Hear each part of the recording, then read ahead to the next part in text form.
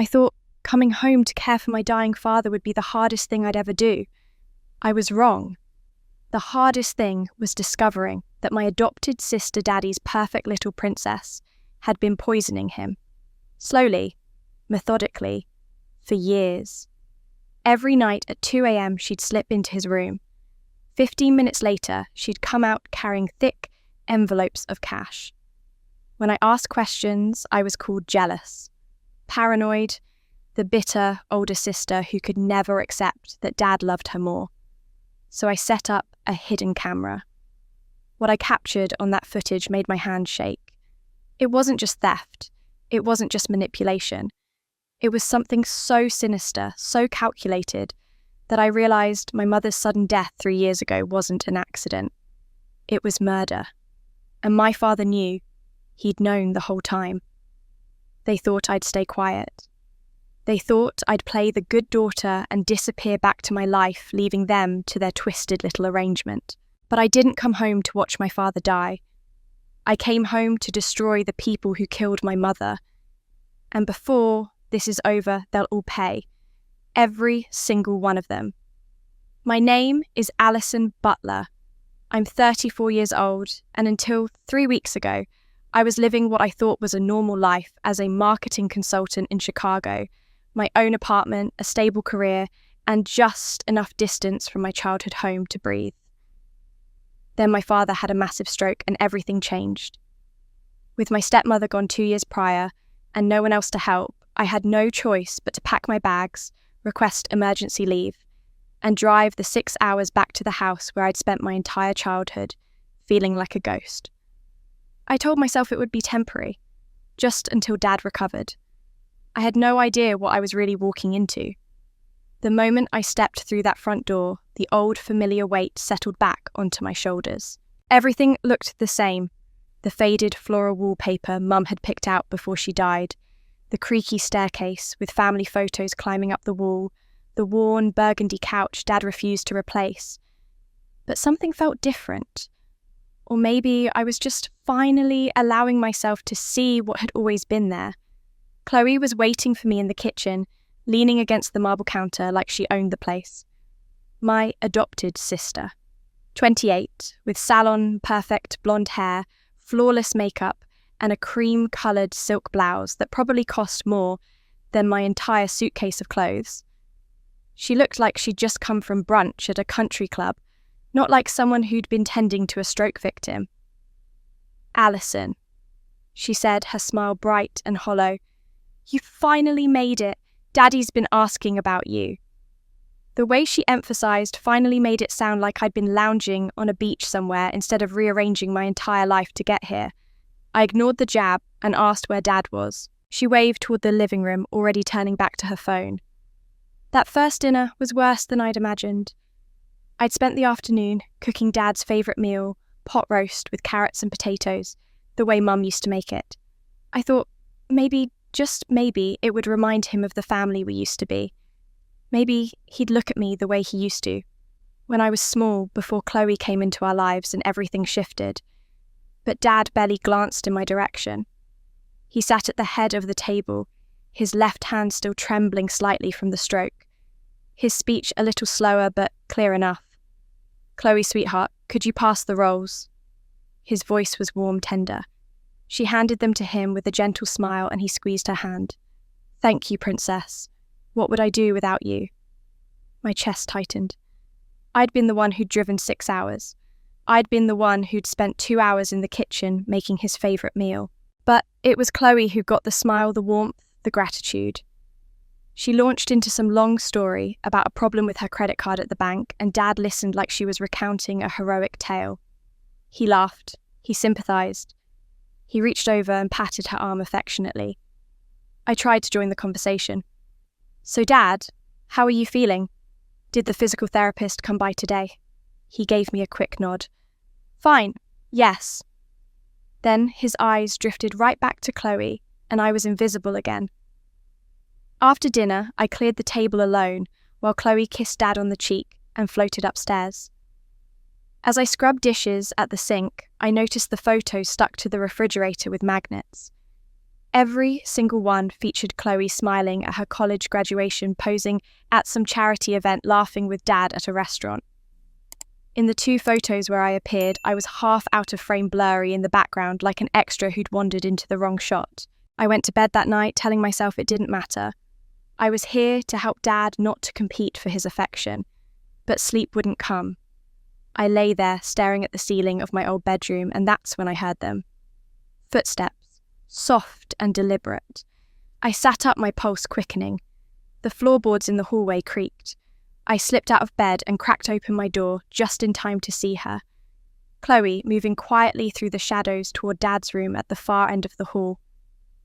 I checked the clock. It was 2 a.m.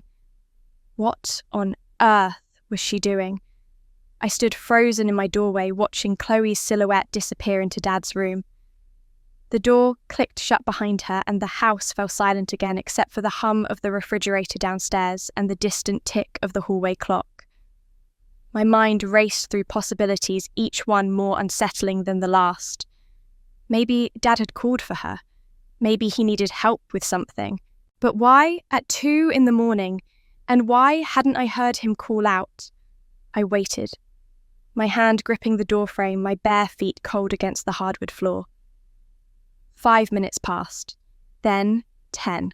I kept telling myself to go back to bed, that I was overreacting, that there was probably a perfectly reasonable explanation. But something in my gut told me otherwise. This didn't feel right. Finally, after what felt like an eternity, but was probably closer to 15 minutes, Chloe's door opened again.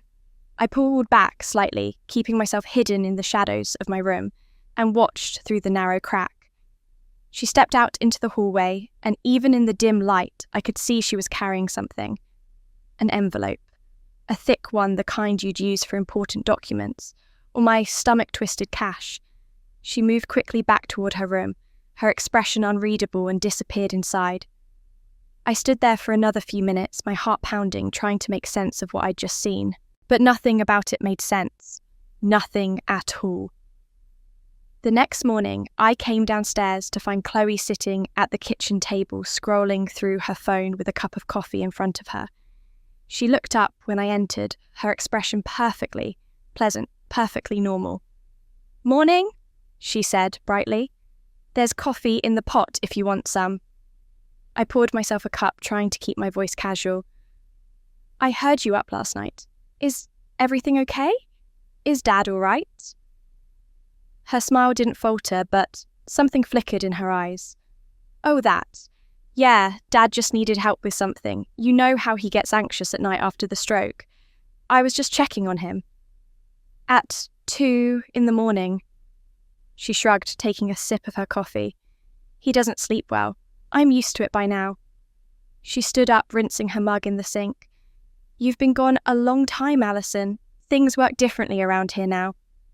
There was an edge to her voice, subtle but unmistakable. A reminder that this was her territory, not mine. That I was the outsider. I let it go. For the moment. But the next night, it happened again. Same time. Same soft footsteps in the hallway. Same trip to Dad's room. I timed it, this time 18 minutes. And when she emerged, she was carrying another envelope. This time, I caught a glimpse of it more clearly as she passed under the hallway light. It was a manila envelope, the kind used for legal documents, and it looked full. On the 3rd night, I was ready. I'd barely slept, lying in bed, fully clothed, waiting. Sure enough, at 5 minutes past 2, I heard her door open. I watched the same ritual unfold, the quiet walk down the hall, the careful opening of Dad's door, the long minutes inside the exit with an envelope clutched in her hand. This time, I didn't wait until morning. The moment her door closed, I slipped out of my room and walked down the hall to Dad's door. I pressed my ear against it, listening. I could hear him inside, moving around. He wasn't asleep. He was awake, and he'd been awake during all of Chloe's visits. My hand hovered over the doorknob. I wanted to burst in to demand answers, to ask him what the hell was going on. But something stopped me. If I confronted him now without knowing the full story, I'd look like the paranoid daughter Chloe had always painted me to be. I needed to be smart about this. The next morning I tried again. Chloe was in the kitchen making herself an elaborate breakfast avocado toast with poached eggs, fresh fruit arranged on a plate, like something from a food magazine. I sat down across from her, my hands wrapped around my coffee mug. "Chloe, I need to ask you something." She glanced up, one eyebrow raised. "Sure. What's going on with you and Dad, these late-night visits? The envelopes you're carrying out of his room? What is all that about?" For a moment her face went completely blank, then she laughed. It was a light, dismissive sound, but I caught the flash of something darker underneath. "Wow, you really haven't changed, have you? What's that supposed to mean?" She set down her fork and leaned back in her chair, crossing her arms. "You've always been like this, Alison, always watching me, always looking for something to be wrong. You've been jealous of me since the day I came into this family. That's not, isn't it?" She tilted her head, her smile sharp. "You can't stand that Dad loves me. You can't stand that he actually wants me around, that he trusts me to take care of him. So now you're inventing little conspiracies to make yourself feel better about the fact that you're the one who abandoned him." The words hit like a slap. "I didn't abandon anyone. I have a life, a career. I couldn't just, and I put my life on hold to be here for him." Chloe interrupted, her voice rising slightly. "Every single day for the past 2 years. Where were you when he had the stroke? Alison, where were you when he was in the hospital, scared and alone? Oh, that's right. You were in Chicago living your fabulous life, too busy to even visit." Guilt twisted in my chest, even though I knew she was manipulating me. "That's not fair. I came as soon as I could." "Sure you did." She stood up, taking her plate to the sink. "Look, if you want to help Dad, great, but stop projecting your issues onto me. Those envelopes, they're none of your business. Dad and I have an understanding. If you don't like it, you can go back to Chicago any time." She walked out of the kitchen, leaving me sitting there with my cold coffee and a knot of frustration in my stomach. She twisted everything, made me sound like the villain, and I had no proof to counter her story. Nothing but my own suspicions and 3 nights of watching her disappear into Dad's room. That afternoon, I tried talking to Dad directly. He was in the living room watching television, with the volume too loud. I sat down next to him and waited for a commercial break. "Dad, can I ask you something?" He glanced at me, his expression vaguely annoyed at being interrupted. "What is it? Is everything okay with you and Chloe? I've noticed she's been coming to your room late at night, and I just want to make sure." "Chloe takes care of me," he said flatly, turning back to the television. "She's a good girl. Always has been." "I know, but you've been gone a long time, Alison." His tone was cold final. "Chloe's the one who's been here. She understands what I need. If you've got a problem with that, maybe you should think about why you're really here." The words stung, worse than anything Chloe had said.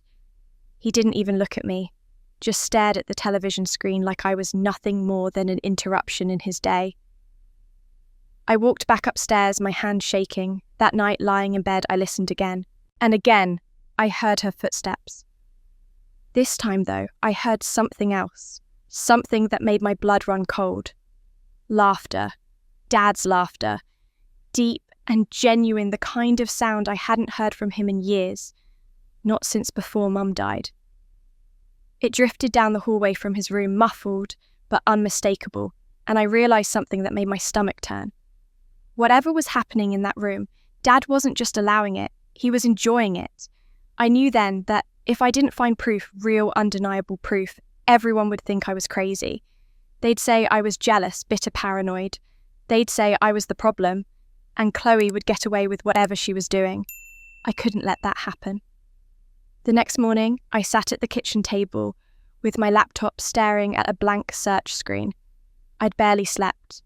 My mind kept circling back to those envelopes, to Dad's laughter, to the way both of them had shut me down so completely when I'd asked questions. I was trapped in this house with 2 people who clearly wanted me gone, and I had no allies, no proof, nothing but a growing sense that something was deeply, fundamentally wrong. That's when the memory hit me. Sharp and unbidden, like a door I'd kept locked suddenly swinging open. Mum. I'd been so focused on what was happening now that I hadn't let myself think too much about her. It was easier that way. Easier to keep the grief compartmentalized, tucked away, where it couldn't interfere with my daily life. But now, sitting in this kitchen where she used to make Sunday pancakes and hum along to the radio, I couldn't keep the memories at bay anymore. It had been 3 years since she died. 3 years since I'd gotten the call from Chloe, her voice shaking, telling me that Mum had collapsed in the kitchen. Heart failure, the doctors said, sudden and catastrophic. She was only 62. She'd always been healthy, active, never smoked, rarely drank. The doctors said these things just happened sometimes. A hidden weakness in the heart, a ticking time bomb no one knew was there. I'd flown home immediately, numb with shock. The funeral was a blur.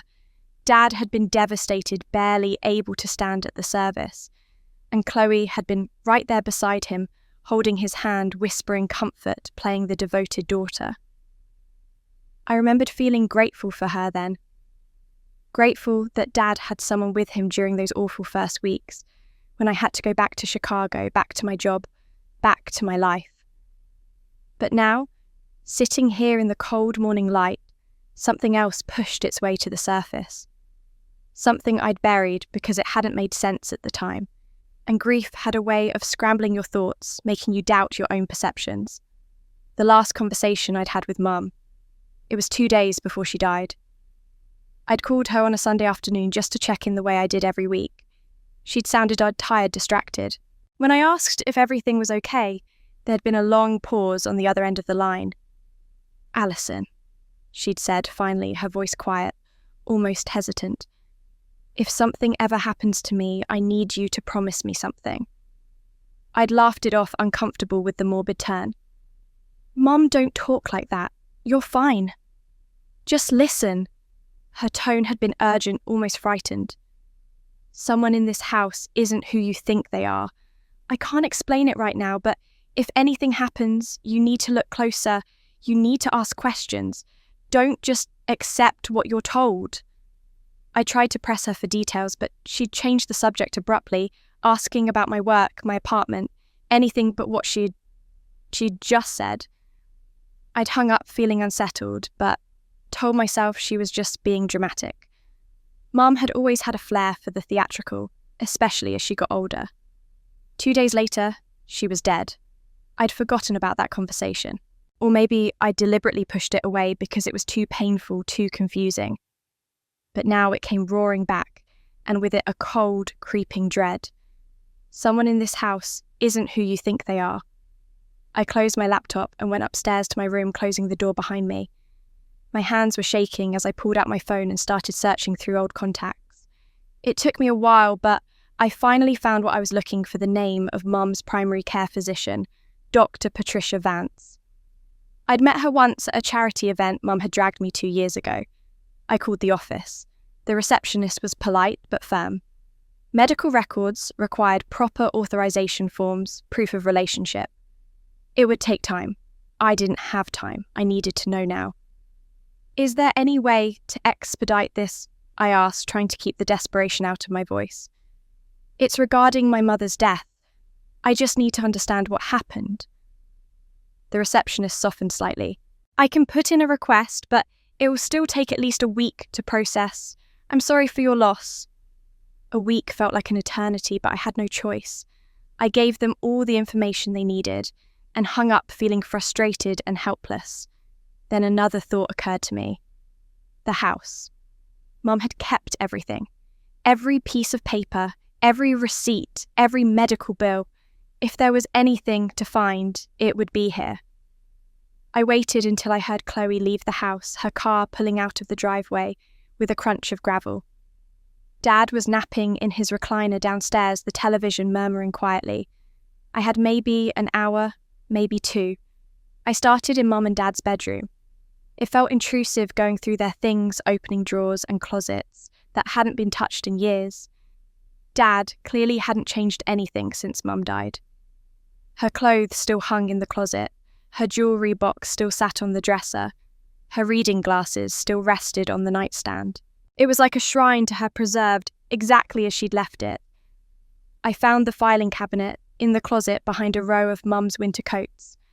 It was an old metal thing, grey and battered, with a simple lock that opened easily with the key taped to the back. Classic Mum. She'd always been terrible with security. Inside were years of documents, tax returns, insurance policies, mortgage statements, utility bills. Everything organised by year in labelled folders. I flipped through them quickly, looking for anything medical. Finally, in a folder marked Medical 2021-2022, I found it.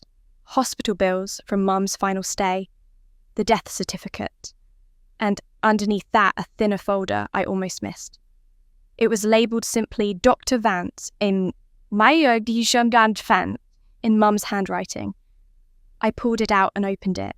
Inside were appointment summaries, test results, prescriptions. I scanned through them quickly, looking for anything unusual. Most of it was routine. Annual checkups, blood work, a mammogram.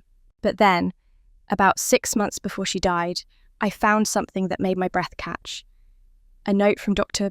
Vance, handwritten on prescription pad paper and tucked into the folder. The handwriting was hurried, almost frantic. "Barbara, please call me as soon as possible. Your recent blood work shows abnormalities I'm concerned about. Elevated levels consistent with chronic poisoning. We need to discuss this immediately and possibly involve authorities. Do not ignore this." The paper was dated 2 weeks before Mum died. My hands started shaking so badly I almost dropped the folder. Poisoning. Dr. Vance had suspected poisoning. And Mum had died 2 weeks later of sudden heart failure. I kept digging through the folder, my heart hammering in my chest. There was another document, a lab report with highlighted sections. Elevated levels of digoxin in the blood. A note in the margin, also in Dr. Vance's handwriting. Patient denies taking this medication. Source unknown. Digoxin. I didn't know much about it, but I knew it was a heart medication. In high doses, it could cause heart failure. I sat back on my heels, the folder clutched in my trembling hands, trying to process what I was reading. Someone had been poisoning Mum, slowly, deliberately, for months. And she'd known. She'd gone to the doctor. She'd found out. And then, before anything could be done about it, she'd died. Someone in this house isn't who you think they are. The memory of Mum's voice on the phone, frightened and urgent, echoed in my head. I thought about the day Mum died. I'd been in Chicago. Dad had been at a doctor's appointment of his own. The only person home with Mum that day was Chloe. Chloe, who'd found her collapsed on the kitchen floor. Chloe, who'd called 911. Chloe, who'd told the paramedics that Mum had complained of chest pains and shortness of breath. Chloe, who'd been living in this house cooking meals, making tea, helping with medications. Chloe, who Dad trusted completely. I grabbed my phone and took pictures of every page in the folder, my hands still shaking. Then, I carefully put everything back exactly as I'd found it and closed the filing cabinet. My mind was racing, fragments of information colliding with fragments of memory, forming a picture I didn't want to see, but couldn't look away from. I went back to my room and locked the door. I pulled out my laptop again and opened the photos I'd just taken, staring at Dr. Vance's handwritten warning. Then, I opened a new search window and typed in digoxin poisoning symptoms, heart failure. The results made my stomach turn. In the right doses, digoxin was a life-saving medication. In the wrong doses, it was lethal. It could cause irregular heartbeat, nausea, confusion, and eventually cardiac arrest. It could mimic natural heart failure. It was hard to detect unless you were specifically looking for it. I sat there for a long time staring at the screen, my mother's final words echoing in my mind. Then, I pulled out the full medical file I'd photographed and opened Mum's hospital records from the day she died. I scanned through pages of medical jargon, looking for anything about toxicology, about testing, about digoxin. And I found something disturbing. The toxicology report was incomplete. The hospital had tested for the obvious things: alcohol, common drugs, basic cardiac markers, but there was no comprehensive screening. No test for digoxin levels, even though Dr. Vance's notes clearly indicated she'd been concerned about it. It was as if someone had made sure the right tests weren't ordered. Or maybe in the chaos of an emergency, with a patient coding on the table and a grieving family in the waiting room, the doctors had simply focused on trying to save her life, rather than investigating what had caused the collapse in the first place. Either way, the result was the same. No one had looked for poison. No one had questioned whether Mum's death was really natural. I sat there staring at the screen until my eyes burned, my mind churning through possibilities I didn't want to consider. If Chloe had poisoned Mum, and every piece of evidence seemed to point in that direction, then what was she doing now? Those midnight visits to Dad's room, the envelopes, his sudden dependence on her, his strange protectiveness. When I asked questions, was history repeating itself? Was I watching it happen in real time, powerless to stop it? I needed help. I needed someone I could trust, someone who would believe me and wouldn't think I was losing my mind. And there was only one person who fit that description. Martha Cole had been Mum's best friend since college.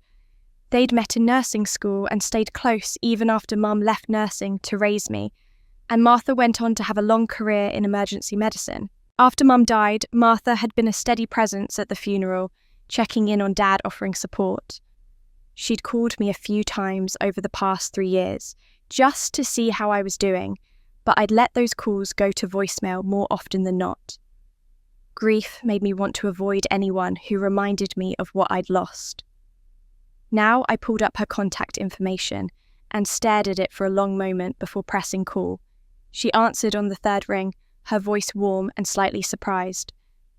"Alison, honey, is that really you?" "Hi, Martha. I'm sorry I haven't called. Don't you dare apologise," she said firmly. "I know how hard it's been. How are you doing? I heard you're back home taking care of your dad." "Yeah, I am. Actually, that's why I'm calling. I need to talk to you about something. Something important. Can we meet?" There was a pause, and when she spoke again, her voice had shifted into what I remembered as her nurse voice, calm, focused, ready for anything. "Of course. When and where?" "We agreed to meet at a coffee shop 20 minutes outside of town, far enough that we wouldn't run into anyone from the neighbourhood. I told Dad I was running errands and left before Chloe got back from wherever she'd gone. The whole drive there I kept checking my rearview mirror, half expecting to see Chloe's car following me. I was getting paranoid, I knew that. But paranoia felt justified now. Martha was already waiting when I arrived, sitting at a corner table with 2 cups of coffee in front of her. She stood up when she saw me, and before I could say anything, she pulled me into a tight hug. She smelled like lavender and antiseptic, a combination that instantly brought back memories of childhood visits to her house with Mum. "You look exhausted," she said, pulling back to study my face. "Sit down, tell me everything." So I did. I told her about coming home, about Chloe's midnight visits to Dad's room, about the envelopes and the money, and the way both of them shut me down when I asked questions. I told her about Mum's last phone call, the warning I'd dismissed and forgotten. And then I pulled out my phone and showed her the photos of the medical records, Dr. Vance's note about poisoning, the incomplete toxicology report from the hospital. Martha went very still as she read, her expression shifting from concern to something harder, colder. When she finally looked up at me, her eyes were fierce. "Your mother called me," she said quietly, "about 2 weeks before she died. She said she'd been feeling strange, dizzy, confused. She thought maybe she was developing dementia, but the symptoms came and went. Some days she felt fine, other days she could barely think straight. I told her to see her doctor immediately. I didn't know," her voice cracked slightly. "I didn't know she'd already found out what was causing it." "Why didn't you tell me this before?" "Because at the funeral, everyone said it was her heart, natural causes. I thought maybe I'd been wrong that the symptoms she described were early warning signs of the heart failure. I second-guessed myself. She closed her eyes briefly. I shouldn't have. Barbara was sharp as a tack. If she thought something was wrong, something was wrong. We sat in silence for a moment, the noise of the coffee shop fading into the background. Finally, Martha reached across the table and took my hand. What are you going to do? I don't know. I have suspicions, but no proof. Nothing concrete. If I go to the police with this, they'll say, Mum's death was 3 years ago. The case is closed and I'm just a bitter daughter stirring up trouble. Chloe will cry and play the victim. Dad will take her side and I'll be the crazy one. Martha nodded slowly, her nurse's mind already working through the problem. You need evidence. Current evidence. If Chloe is doing something to your father now, you need to document it. But how I can't exactly follow her around with a video camera. Martha was quiet for a long moment, tapping her fingers on the table. Then she said, Actually, you can, or something like it. She pulled out her phone and scrolled through something. When I was working in the ER, we had cases where we suspected elder abuse or medical fraud. Sometimes we'd work with investigators who use small surveillance cameras. I still have one from a case that never went to trial. It's tiny, battery-powered records to a memory card. You could put it somewhere in the house where it wouldn't be noticed. Is that legal? In your own home, in common areas? Yes, you can't put it in bathrooms or bedrooms where people have a reasonable expectation of privacy. But hallways, living rooms, kitchens, those are fair game, especially if you're concerned about the welfare of someone in the house. She leaned forward. But, Alison, you need to be careful. If Chloe really did what we think she did to your mother, she's dangerous. You can't let her know you're suspicious. I know. I'm serious. People who are capable of poisoning someone slowly over months, who can watch them suffer and die and feel no remorse, those people don't have normal boundaries. If she thinks you're a threat, there's no telling what she might do. A chill ran down my spine, but I nodded. I'll be careful. I promise. Martha gave me the address of her house and told me to come by that evening to pick up the camera. We finished our coffee talking about lighter things, but the weight of what we'd discussed hung heavy between us. When I got back to my car, I sat there for a moment gripping the steering wheel, trying to steady myself. I was really doing this. I was going to spy on my own sister, collect evidence that she might be a murderer. The thought made me feel sick. But what was the alternative? Sit back and watch Dad deteriorate the way Mum had. Wait until it was too late. That evening, after a tense dinner where Chloe chatted brightly about her day and Dad barely acknowledged my existence, I drove to Martha's house. She handed me a small black device no bigger than a tube of lipstick, along with extra memory cards and a charging cable. Motion activated, she explained. Place it somewhere with a clear view of the hallway outside your dad's room. It'll record whenever someone walks by, then stop when there's no movement. The battery lasts about a week on a full charge. I thanked her and drove home, the camera feeling like a live grenade in my purse. That night, after everyone had gone to bed, I crept out into the hallway. The house was dark and quiet. I found a spot on top of the tall bookshelf that lined the wall opposite Dad's room, hidden behind a decorative vase but angled perfectly to capture anyone walking past.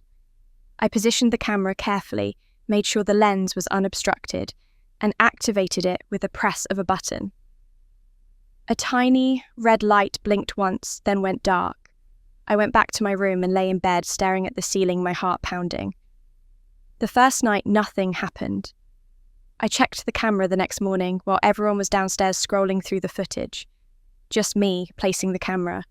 Nothing else. The second night was the same. Empty hallway, no movement. But the third night, when I reviewed the footage the following morning, my hand started shaking so badly, I almost dropped the camera. Because what I saw on that tiny screen was something I couldn't believe, something that confirmed my worst fears and opened up questions I hadn't even known to ask. I rewound the footage and watched it again, then a third time, my stomach twisting tighter with each viewing. The timestamp read 2:14 a.m. The hallway was dark except for the dim glow of the nightlight plugged in near the bathroom.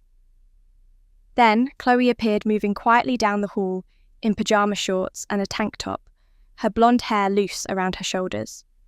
She knocked softly on Dad's door and opened a yeet without waiting for a response slipping inside. The door closed behind her. 16 minutes passed on the timestamp. I fast-forwarded through the empty hallway, watching the numbers tick by my heart hammering. Then the door opened again and Chloe emerged. But this time the camera had captured something I hadn't been able to see with my own eyes in the darkness. She was holding an envelope, a thick manila envelope, the kind lawyers used for important documents.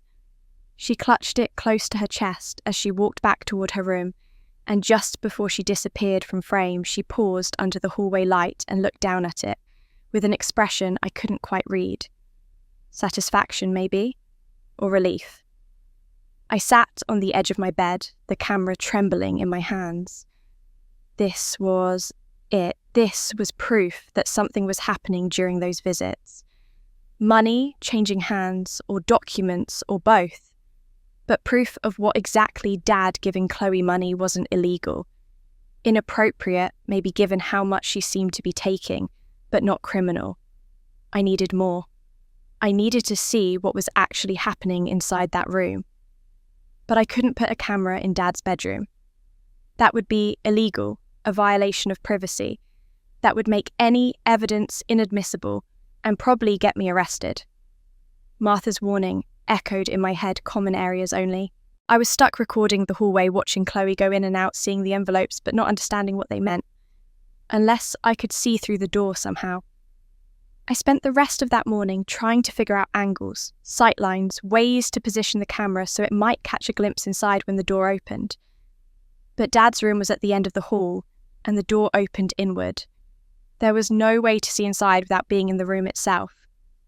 I was so focused on the problem that I almost didn't hear Chloe come upstairs. Her footsteps on the stairs snapped me back to reality, and I quickly shut off the camera and shoved it into my nightstand drawer just as she knocked on my door. "Alison, you in there?" I opened the door, trying to look casual. "Yeah, what's up?" She was dressed for the day, makeup perfect, holding her car keys. "I'm running out to do some errands. Do you need anything from town?" The normalcy of the question felt surreal given what I just watched on the camera. "No, I'm fine." She studied me for a moment, her expression unreadable. "You look tired. Are you sleeping okay?" "Fine," I said, probably too quickly. "Just adjusting to being back here." She nodded slowly, then smiled. "Well, I'll be back in a couple of hours. Dad's downstairs if he needs anything." She turned to leave, then paused.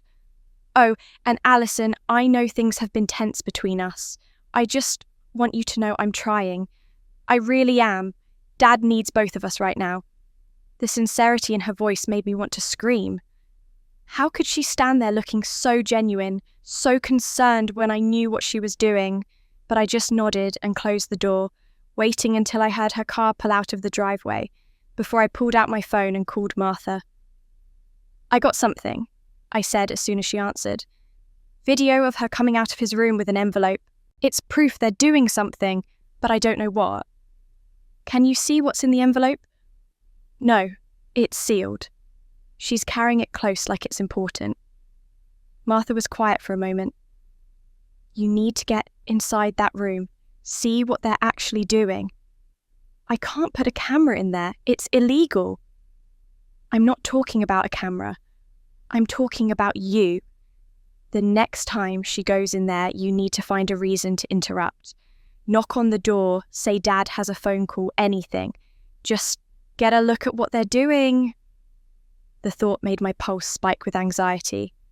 What if they get suspicious? Then you apologize and leave. But right now you have footage of your sister leaving your father's room with an envelope. That's not enough. You need context. She was right. I knew she was right. But the thought of confronting them, of knocking on that door and seeing whatever was happening inside, filled me with a dread I couldn't quite name. That night, I barely slept. I lay in bed fully dressed, waiting for the sound of Chloe's door opening.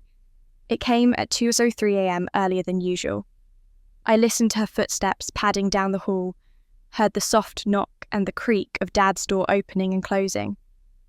I counted to 60, trying to slow my racing heart. Then I stood up, took a deep breath, and walked down the hallway. I could hear voices inside, low and muffled. I raised my hand to knock, then hesitated. What would I say? What excuse could I possibly give for barging in at 2 a.m? But then I heard something that made my blood run cold. Dad's voice slightly slurred, saying, "Are you sure this is right?" It seems like a lot. And Chloe, her voice soothing, almost hypnotic. "Dad, we've been over this. It's what's best for everyone. You trust me, don't you?" I didn't knock. Instead, I pressed my ear against the door, my whole body tense. "I trust you," Dad said, but he sounded uncertain. "It's just Alison." "What about Alison?" "Alison left," Chloe said, and there was an edge to her voice now, something sharp beneath the sweetness. "She left you when you needed her most. She chose her life in Chicago over you. I'm the one who stayed. I'm the one who takes care of you. Don't I deserve something for that?" Silence. Then Dad, quieter. "You deserve everything, princess." I heard movement inside the rustle of papers. Then Chloe's voice again, bright and cheerful. "There we go. That wasn't so hard, was it? Now let me put this somewhere safe and you can get some rest." I backed away from the door quickly, my heart pounding, and slipped into the bathroom just as the doorknob turned. Through the crack in the bathroom door, I watched Chloe emerge. She was holding a document in one hand and that thick envelope in the other. She looked down at the papers, and even from a distance, I could see the satisfaction on her face. She walked toward her room, and I waited until I heard her door close before I came out. I stood in the hallway shaking, trying to process what I'd just heard. She was manipulating him, turning him against me, making him believe I'd abandoned him. And he was signing things, giving her things, while God knows what was in that envelope. The next morning, I waited until both Dad and Chloe were downstairs before I went into Dad's room. It felt wrong, invasive, but I had to know. I searched quickly, quietly opening drawers and checking surfaces. On his desk, partially hidden under a magazine, I found a document. The header read, "Butler Estate Transfer Agreement." My hand shook as I pulled out my phone and photographed it. The legal language was dense, but certain phrases jumped out at me. Transfer of primary beneficiary status, revision of testament, acknowledge sound mind and voluntary consent. Chloe was having Dad sign over his estate to her, or at least change it significantly in her favour. And, based on what I'd overheard, she was doing it by convincing him that I didn't care, that I'd abandoned him, that she was the only one who deserved his trust. I put the document back exactly as I found it and went to my room, my mind reeling. I pulled up the video from the camera again, watching Chloe emerge with that envelope. Now I knew what was in it. Money, probably. Cash payments for her loyalty, for her care, for keeping her mouth shut about whatever else was going on. But there was something else in the video I hadn't noticed before. I paused it at the moment when Chloe was standing in the doorway, and I zoomed in on the room behind her. I could just barely see Dad sitting at his desk, and as Chloe turned to leave, he reached up toward her. The gesture was strange, almost tender. He touched her face, and she leaned into it, then bent down and kissed his cheek. Not a quick peck, but a lingering kiss, her hand resting on his shoulder. And she whispered something. I couldn't hear it on the video, but I could read her lips. "Thank you, Dad. I'll handle everything." The intimacy of the moment made my skin crawl. This wasn't how a daughter interacted with her father, even an adopted one. There was something else there, something inappropriate and unsettling that I couldn't quite name, but felt in my gut was deeply wrong. I called Martha immediately, my voice shaking. "I saw it. I saw what's happening. She's getting him to change his estate. She's taking money and Martha the way they are together. It's not normal. It's not right." "Did you get evidence?" "I got video of her leaving with documents. I got photos of estate transfer papers on his desk. I heard them talking through the door." "Good. That's good." But her voice was cautious. Is it enough for the police? I thought about it. Video of someone leaving a room with an envelope. Photos of legal documents that Dad might have signed willingly. Overheard conversations that could be explained away as a dutiful daughter helping her father with his affairs. No, I admitted. It's not. Not yet. Then you need more. You need something irrefutable. I wanted to confront them immediately. I wanted to burst into that room the next time Chloe went in there and demand answers, show Dad the evidence, make him see what she was doing. But Martha's voice in my head, calm and practical, held me back. Not enough. You need more. She was right, because as disturbing as what I'd seen and heard was, it wasn't proof of a crime. Not yet. And if I confronted them now, Chloe would know I was watching. She'd cover her tracks, or worse, she'd find a way to get rid of me the way I suspected she'd gotten rid of Mum. The worst was yet to come. I could feel it, and I needed to be ready when it did. I spent the next morning trying to figure out my next move. The camera was still hidden on the bookshelf, collecting footage every night, but I needed more than just video of Chloe walking in and out of Dad's room with envelopes. I needed to understand the full scope of what she was doing, and that meant following the money. If she was systematically draining Dad's accounts while manipulating him into changing his will, there would be a paper trail. There had to be.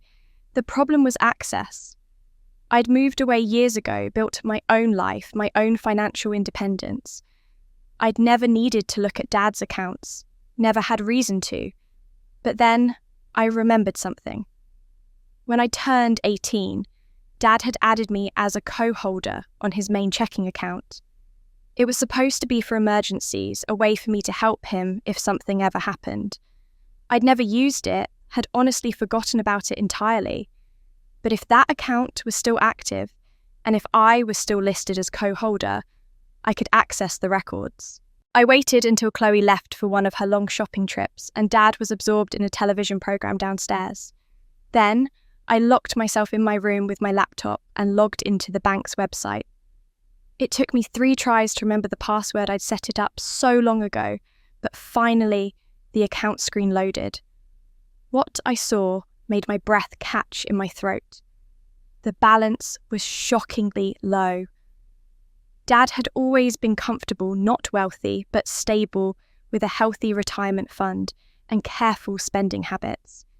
The account should have had at least $60,000 or $70,000 in it. Instead, it showed barely $12,000. I clicked on the transaction history, my hand starting to shake, and started scrolling. The pattern became clear almost immediately. Every 2 weeks, like clockwork, there was a withdrawal. $5,000, cash withdrawal at the local branch. No explanation, no notation, just the same amount pulled out over and over again. I counted backward through the months. 6 months of withdrawals, sometimes twice a month, sometimes once, but always the same amount. $50,000 gone. And every single withdrawal had happened after business hours, using the ATM, which meant there was no teller to ask questions or raise concerns. I sat back, my mind racing. $50,000. That was more than helping with expenses or taking care of Dad. That was systematic theft. But was it theft if Dad was authorizing the withdrawals? The account was in his name. He had every legal right to take out his own money, unless he wasn't the one actually making the withdrawals. I checked the transaction details more carefully. Each withdrawal showed the ATM location, the branch near our house, and the time. Always late evening, between 8 and 10 p.m. I thought back over the past few weeks. Dad usually went to bed early, around 8:30, especially since the stroke. He was exhausted by evening, could barely keep his eyes open through the dinner dishes.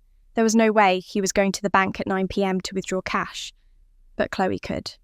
Chloe, who had Dad's wallet, his cards, probably his PIN number. Chloe, who went out for errands several evenings a week. I opened a new tab and started searching through my photos from the past few weeks, the casual snapshots I'd been taking to document life back home. There she was, getting out of her car with shopping bags, I zoomed in on the bags. Neiman Marcus, Saks Fifth Avenue, brands that cost more for a single purse than most people spent on a month of groceries. I thought about the car she was driving. It was new, a sleek white BMW that hadn't been in the driveway when I'd visited for Christmas 2 years ago. I pulled up the DMV website and ran a vehicle registration search using her name. The BMW had been purchased 8 months ago, paid in cash. My stomach churned. The timeline matched perfectly. The car purchased the expensive shopping trips, the systematic withdrawals from Dad's account. She was bleeding him dry $50,000 at a time and using the money to fund a lifestyle that should have been far beyond her means. As far as I knew, Chloe had never held a steady job. She dabbled in real estate for a while, tried her hand at being a yoga instructor, but nothing that would generate the kind of income to support designer handbags and luxury cars. I printed out the bank statements, my hands shaking with anger. This was evidence, real, concrete evidence of financial exploitation. Combined with the estate transfer documents and the video footage, I finally had something substantial, something the police couldn't dismiss. But I needed to be smart about this. I needed to document everything, make copies, secure the evidence where Chloe couldn't get to it. And maybe, just maybe, I needed to give Dad one more chance to tell me the truth himself. I found him in the living room that afternoon, sitting in his recliner with the television on, but his eyes half closed. He looked frail in the afternoon light, older than his 68 years. The stroke had aged him, carved new lines into his face, and stolen some of the vitality I remembered from my childhood. For a moment, I felt a surge of pity. But then, I remembered Mum's medical files, the poison in her system, and the pity hardened into resolve.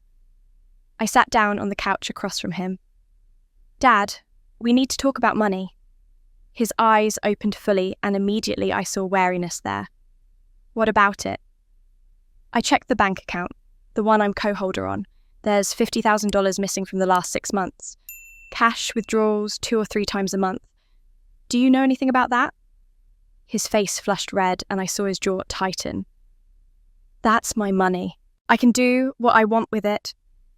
"I'm not saying you can't. I'm just asking what it's for." "That's a lot of money, Dad. Are you giving it to Chloe?" The reaction was immediate and explosive. He sat up straight in his chair, his voice rising. "You have no right to question me about my own damn money. You come back here after years of being gone, and suddenly you think you can tell me what to do. I'm not trying to tell you what to do. I'm worried about you.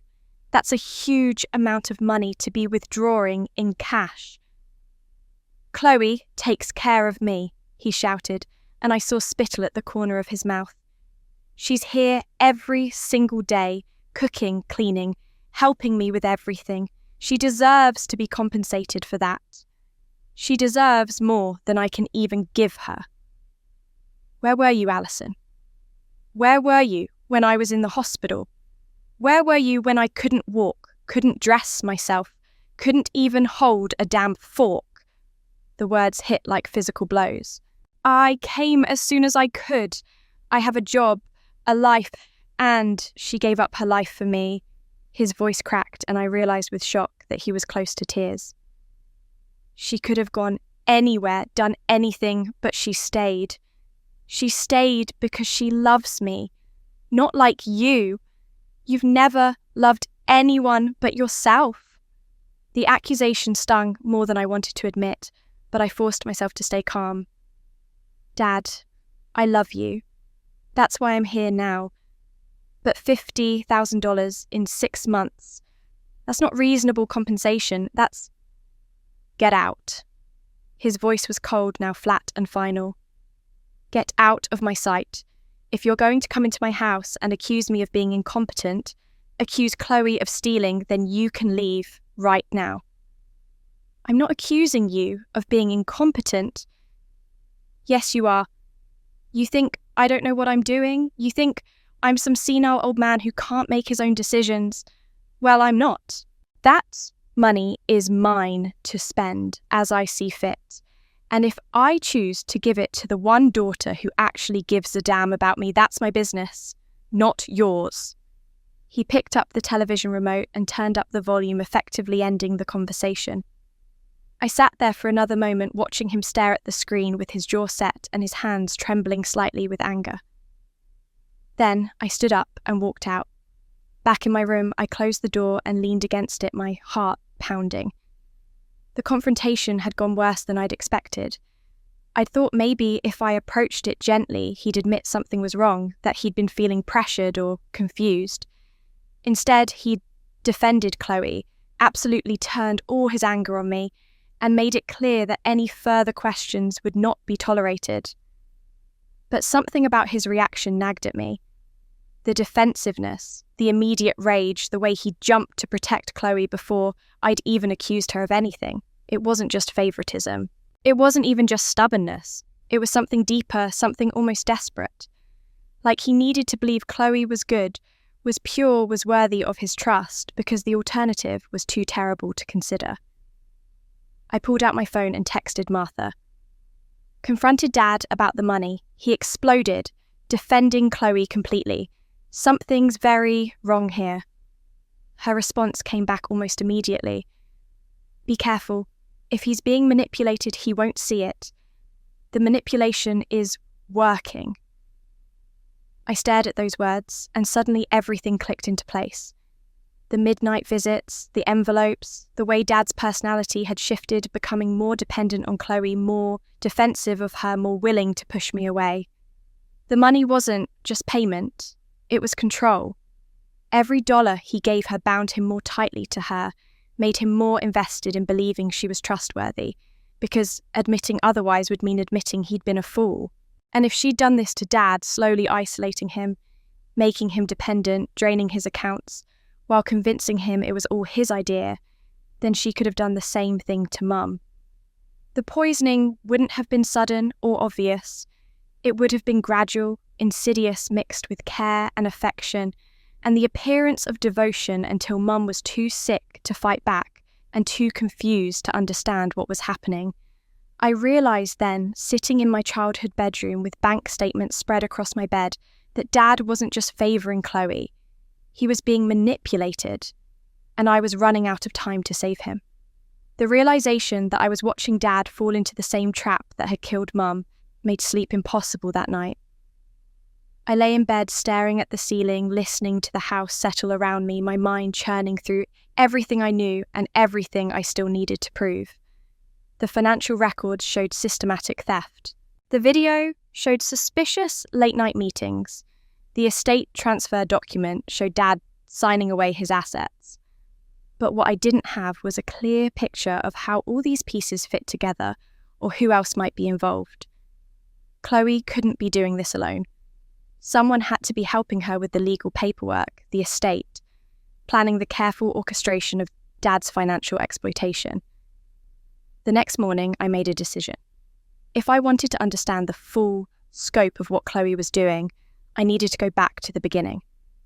Back to when everything had changed. Back to 3 years ago, right after Mum died, when Dad had apparently rewritten his will. I remembered Mum's will clearly because she told me about it years before she died. It had been simple and straightforward, everything split equally between Dad and me, with provisions for Dad to maintain control of the house and assets during his lifetime, and then everything to pass to me after he was gone. It was a standard arrangement, the kind most married couples set up. Mum had used the family lawyer, George Morris, who'd handled their legal affairs for decades. I'd met him a few times over the years at various family events. He was a careful, methodical man in his early 70s, the kind of old-school attorney who still kept paper files and returned phone calls within an hour. I found his office number online and called from my car parked at a coffee shop, far enough from the house that I wouldn't be overheard. The receptionist put me through after a brief hold. "Alison Butler," Morris said warmly when he picked up. "I was so sorry to hear about your mother. And now your father's health troubles. How is he doing?" "That's actually why I'm calling Mr. Morris. I need to ask you about Dad's will." There was a pause on the other end of the line. "I see. Well, I'm afraid I can't discuss your father's will without his permission. Attorney-client privilege, you understand. I'm not asking you to violate any confidences. I just need to know if you're still his lawyer. If you handled any changes to his estate planning after Mum died? Another pause, longer this time. No, he said finally. Your father stopped using my services about 3 years ago. Shortly after Barbara passed, actually. He called me and said he'd decided to work with someone else for his legal needs. I was surprised, frankly.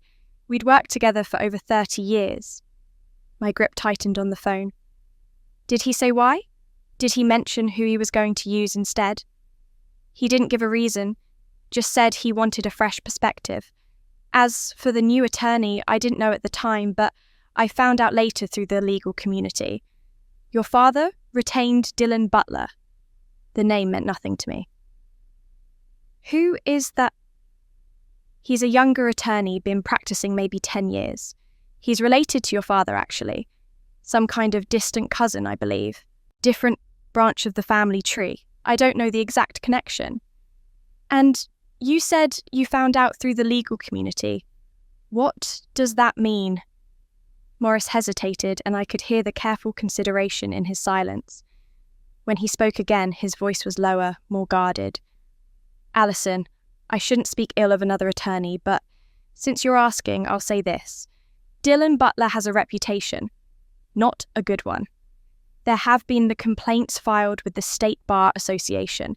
Allegations of improper influence over elderly clients, questionable estate planning practices.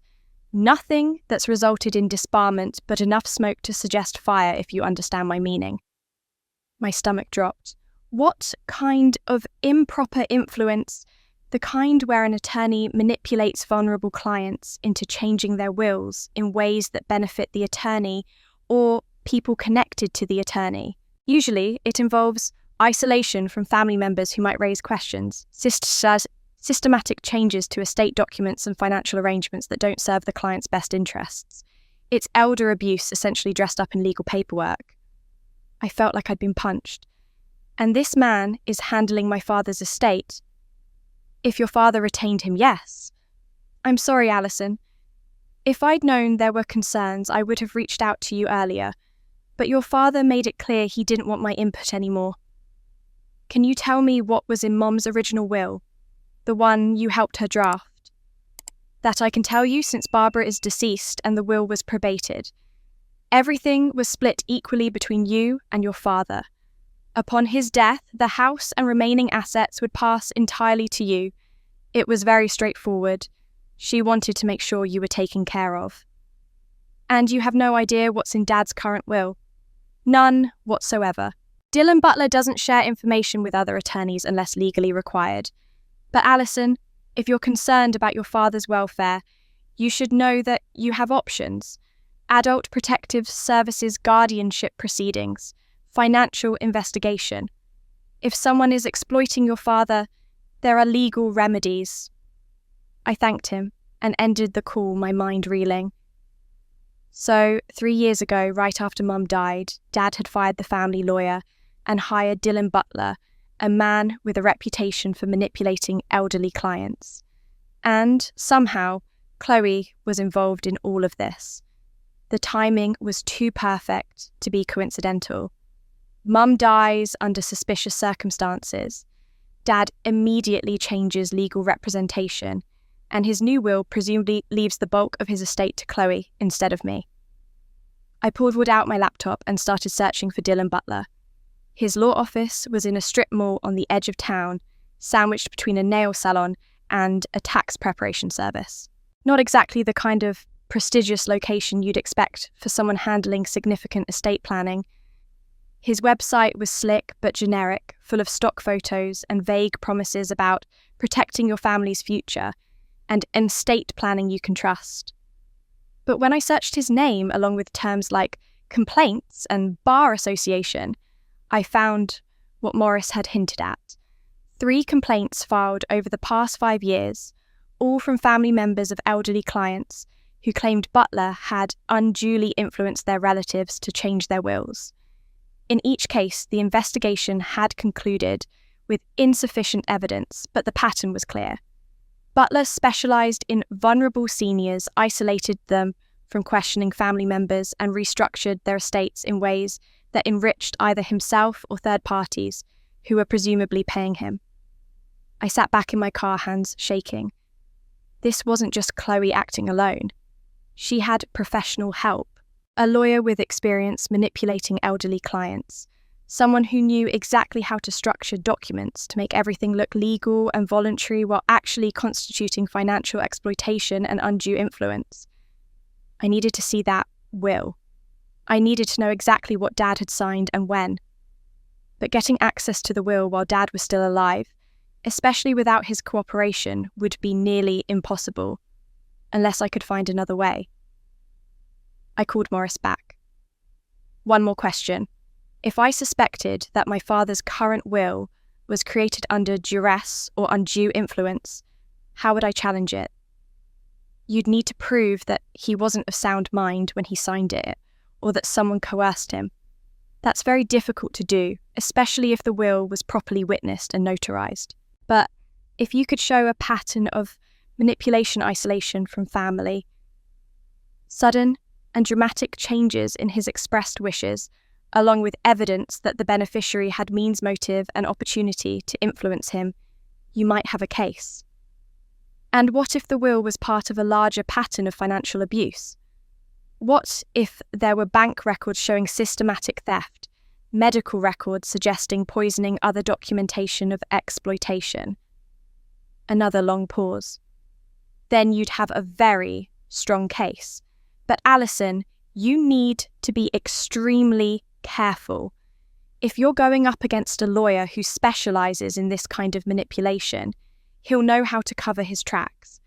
And if there's someone in your father's household who's actively working against you, they'll do everything possible to discredit you and prevent you from getting evidence. Document everything. Keep copies in multiple locations. And consider talking to the police sooner rather than later. I promised I would and hung up. My next search was for Dylan Butler's office address. I mapped out the route, estimating it would take about 20 minutes to drive there. I had no plan, no appointment, no idea what I'd say if I actually confronted him. But I needed to see this man, needed to look him in the eye and understand who I was really dealing with. As I started the car, my phone buzzed with a text from Martha. "How are you holding up? Any new developments?" I typed back quickly. "Found out Dad's using a lawyer with a history of elder abuse. Name is Dylan Butler, distant relative. Going to check him out now." Her response came back immediately. "Be careful, don't go alone. These people are dangerous." But I was already pulling out of the parking lot. Dylan Butler. I'd never heard Dad mention that name, but I would find him. And I would find out exactly what role he played in destroying my family. I drove to Dylan Butler's office that afternoon, my anger propelling me forward even as Martha's warning echoed in my head. The strip mall was exactly as depressing as I'd imagined, the kind of place where businesses came to die quietly between a discount tyre shop and a check cashing store. Butler's office had tinted windows and a generic sign that read Butler Law Associates in gold lettering that was already starting to peel. I sat in my car for 10 minutes watching the door, trying to decide if confronting him directly was smart or reckless. In the end, I chickened out. This wasn't the time. I needed to gather more information. First, understand his connection to Chloe. Figure out the full extent of their scheme before I showed my hand. Going in there now angry and unprepared would only tip them off that I was investigating. So, I took photos of the building, the sign, the license plate of the silver Lexus, parked in the reserved spot out front, and drove back home with my frustration simmering just below the surface. By the time I pulled into the driveway, I'd made a decision. I couldn't wait anymore. I couldn't keep collecting little pieces of evidence while Dad's health deteriorated and his bank account drained.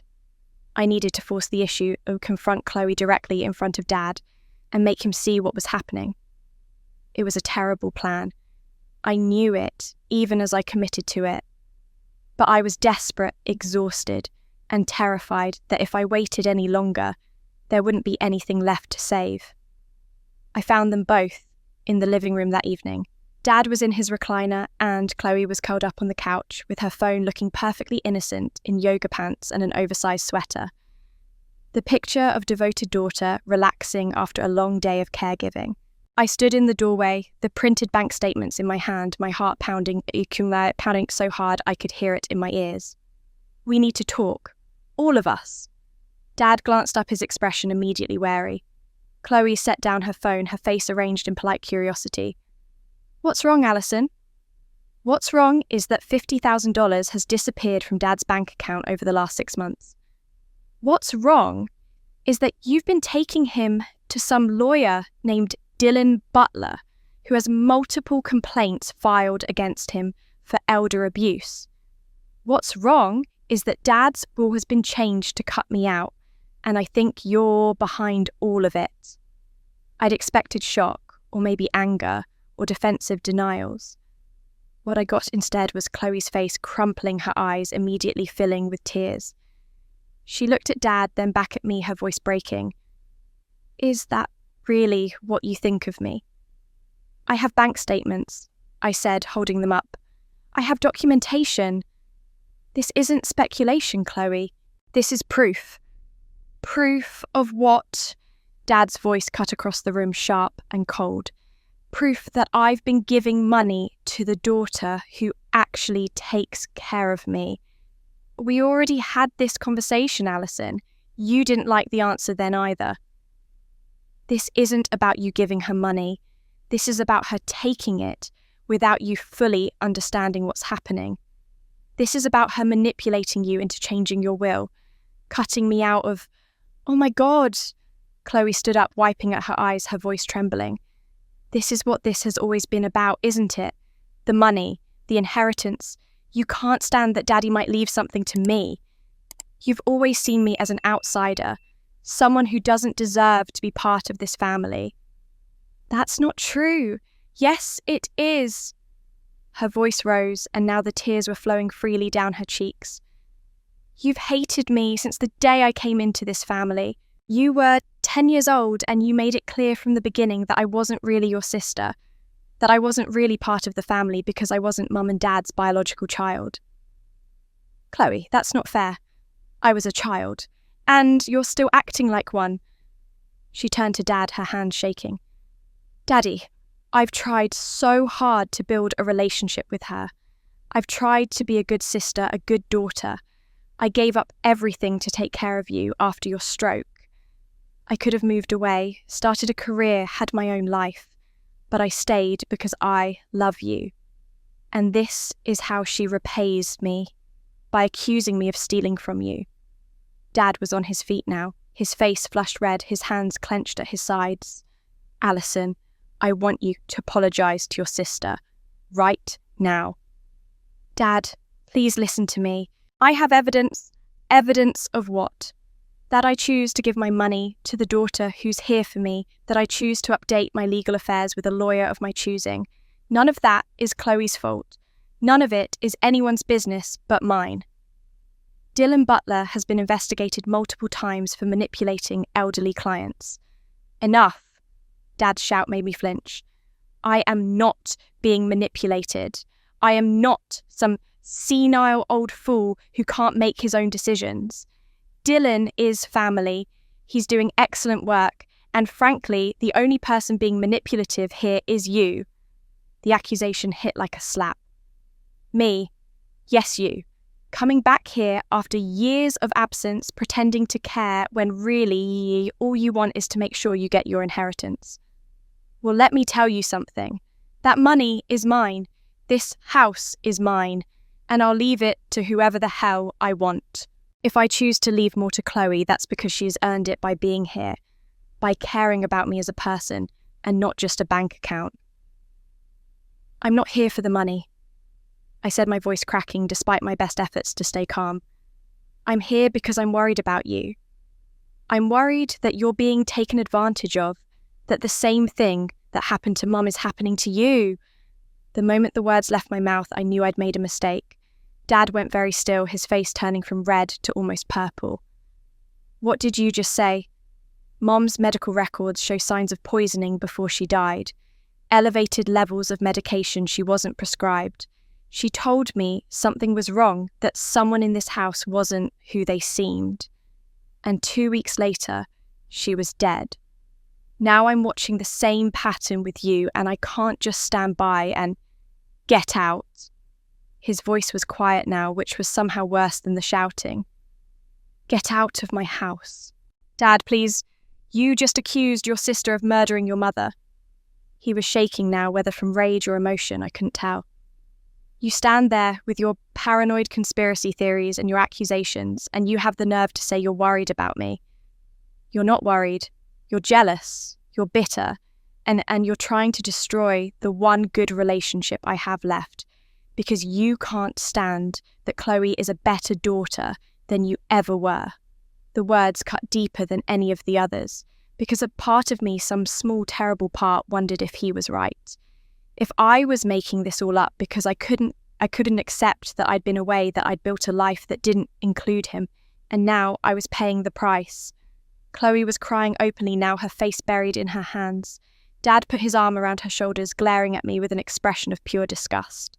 If you're going to stay in this house, you will apologise to Chloe and you will stop with these insane accusations. Otherwise, you can pack your bags and leave. I don't want this poison in my home. I looked at them standing there together, united against me, and felt something break inside my chest. I'd come here to help, to protect, to save my father from whatever was happening to him. And instead, I'd become the villain in his story, the ungrateful daughter, the jealous sister, the crazy woman making wild accusations. Fine, I said quietly. I'm sorry, Chloe. I'm sorry, Dad. I was wrong. The words tasted like ash in my mouth, but I said them anyway because I had no other choice. Dad nodded stiffly and turned away, leading Chloe back to the couch and murmuring something soothing to her. I stood there for another moment, invisible again, before walking upstairs to my room. I locked the door behind me and sat on my bed, my whole body shaking. I'd played it all wrong. I'd confronted them too early with evidence that was suggestive, but not conclusive, and now they knew I was investigating. Chloe would be more careful now. She'd cover her tracks better, and Dad would watch me with suspicion, making it harder to gather the proof I needed. Martha had warned me, be careful, don't go alone, these people are dangerous. And I charged ahead anyway, too angry and frightened to think strategically. Now I'd made everything worse. I pulled out my phone and looked at the photos I'd taken of the camera footage, the bank statements, the estate transfer documents. It wasn't enough. None of it was enough to prove what I knew in my gut was true. I needed something irrefutable. Something so clear and undeniable that even Dad couldn't explain it away. That night I made a decision. It was risky, probably illegal, and if I got caught, it would destroy whatever remained of my relationship with my father. But I was out of options. The hallway camera had shown me that something was happening in Dad's room during those late-night visits. Now, I needed to know exactly what. I needed irrefutable proof. And the only way to get it was to place a camera inside Dad's room. The problem was finding a way to do it without getting caught. After the confrontation, both Dad and Chloe were watching me more carefully. I could feel their eyes following me whenever I moved through the house, could sense the suspicion that hung in the air like smoke. I'd apologised, backed down, played the role of the chastened daughter who'd overstepped. But I knew they didn't trust me. And they shouldn't have. I spent 2 days planning, watching their routines, waiting for the right moment. Chloe went out every afternoon for what she called her errands, usually between 2 and 4. Dad napped in his recliner during that time, exhausted from his morning physical therapy.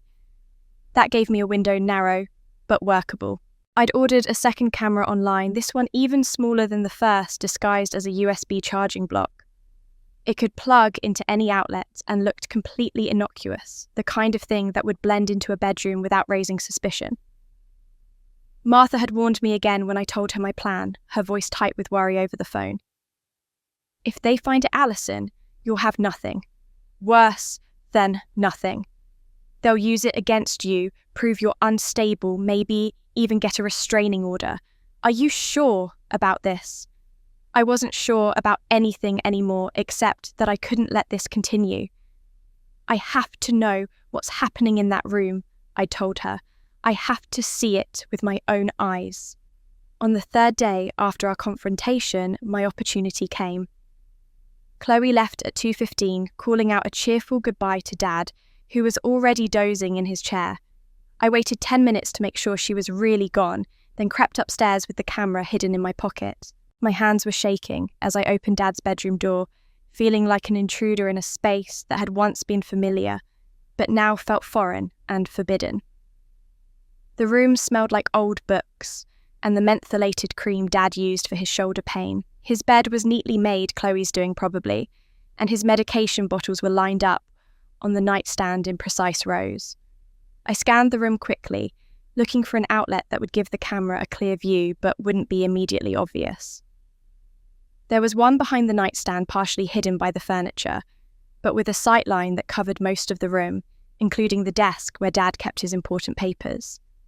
I plugged in the camera, my heart hammering so hard I was sure someone would hear it. The device fit perfectly, looking exactly like what it was supposed to be, a phone charger. Someone had forgotten to unplug. I tested the angle with my phone, checking the feed to make sure it captured what I needed. Perfect. You could see the desk, the bed, most of the floor space. Anyone in that room would be visible. I activated the motion sensor and slipped back out, closing the door silently behind me. Then I went to my own room and waited, trying to read, trying to act normal while my mind raced with possibilities and fears. That night, I lay awake listening for Chloe's footsteps. They came at 2:07 a.m., soft and deliberate in the hallway. I heard Dad's door open and close. 16 minutes later, it opened again. I forced myself to wait until morning, until I could retrieve the memory card, without risking being caught watching the footage in real time. The next morning, Chloe was unusually cheerful at breakfast, chattering about some charity luncheon she was planning to attend. Dad nodded along, eating his oatmeal slowly, his movements still slightly uncoordinated from the stroke. I played my part quiet and subdued the apologetic daughter, who'd learned her lesson about making accusations. As soon as they were both occupied downstairs, I went to Dad's room and retrieved the camera, my pulse racing. Back in my room with the door locked, I connected it to my laptop and pulled up the footage. What I saw made my blood turn to ice. The timestamp read 2:09 a.m. The room was dim, lit only by the lamp on Dad's nightstand. Dad was sitting at his desk in his pajamas and robe, looking through some papers. Then the door opened and Chloe entered, carrying a glass of water and wearing a nightgown that seemed too thin, too revealing for a daughter visiting her father. "Daddy," she said softly, her voice saccharine, "I brought you some water. You need to stay hydrated." He looked up and smiled, that same warm smile he never gave me anymore. "Thank you, sweetheart. You're always taking such good care of me." I watched as she set the glass down on his desk, but not before her hand moved over it in a gesture so quick I almost missed it. She'd put something in the water. Pills, powder, something. She'd drugged it right there on camera. "Drink up," she said, pushing the glass closer to him. "You look tired." He obediently took a long sip, then another, while Chloe perched on the edge of his desk waiting. They made small talk for a few minutes, Chloe asking about his day, his therapy, how he was feeling. Normal conversation, but I could see it in Dad's face, the way his eyes started to lose focus, the way his movements became slower, more deliberate. The drug was taking effect. "Daddy, do you have the key to your safe?" Chloe asked, her voice still light and casual. "I need to put some documents away for you, the ones Dylan sent over." Dad nodded slowly, his words slightly slurred. "In my wallet, top drawer." She moved to the dresser, opened the drawer, and pulled out his wallet. I watched her extract a small key, then moved to the closet. The safe was apparently in there, out of the camera's view, but I could see her shadow as she crouched down, could hear the faint beep of an electronic lock being opened. She emerged a moment later with a stack of documents and brought them to the desk, spreading them out in front of Dad. He stared at them with unfocused eyes, clearly struggling to read the text. "These are just the updates we talked about," Chloe said, her tone soothing, almost hypnotic. "Dylan needs your signature on a few more pages. Remember, we went over all this last week." "I remember," Dad said, but his voice was uncertain, confused. "But Allison, what about Allison?" "Allison doesn't need to know about this," Chloe said firmly. "This is between you and me. Remember our special arrangement. She'd just get upset and try to interfere like she always does. You don't want that, do you?" "No," Dad said quietly. "No, I don't want that." "Good." She pulled out her phone and started photographing the documents one by one, her movements quick and efficient. Then she produced a pen from somewhere and placed it in Dad's hand. "Just sign here, Dad. Right here and here, just like before." I watched in horror as my father, clearly drugged and barely conscious, signed document after document. His signature was shaky, barely legible, but Chloe, guided his hand, helped him form the letters. When he was done, she gathered up all the papers, photographed his signatures, and tucked everything back into the safe. "There we go," she said brightly. "All done. Now you can get some rest. You must be exhausted." Dad nodded, his eyes already closing. "So tired." "I know, Daddy. Just rest. I'll take care of everything." She kissed him on the forehead, a gesture that might have looked loving if I didn't know what I'd just witnessed, and helped him shuffle to his bed. Within minutes, he was asleep, his breathing deep and regular. Chloe stood over him for a moment, her expression unreadable in the dim light. Then she collected the water glass, wiped it carefully with the edge of her nightgown, and left the room, closing the door silently behind her. I sat frozen in front of my laptop, the video still playing on the empty room. I'd just watched my sister drug our father, steal documents from his safe, and forge his signature on legal papers while he was semi-conscious. It was elder abuse. It was fraud. It was possibly even attempted murder if whatever she'd given him was dangerous enough. My hands shaking, I immediately copied the video file to 3 different USB drives. I uploaded it to a secure cloud storage account with a password only I knew. I sent an encrypted copy to Martha with instructions not to open it unless something happened to me. This was it. This was the irrefutable proof I needed. No one could explain this away. No one could claim Dad was acting of his own free will or that I was making paranoid accusations. I had her. Finally, I had her. I spent the rest of the morning making plans, composing emails to the police, to Adult Protective Services, to the State Bar Association, to report Dylan Butler. I would take this evidence to everyone who needed to see it. I would make sure Chloe couldn't hurt anyone else ever again. But first, I needed to check the camera, make sure I'd gotten everything, that the recording was clear enough to be used as evidence. I waited until that afternoon when Chloe went out again, and then I slipped into Dad's room, my heart racing with a mixture of triumph and dread. I reached behind the nightstand, feeling for the camera. It wasn't there. I dropped to my knees, searching frantically. I checked every outlet, looked under furniture, ran my hands along every surface.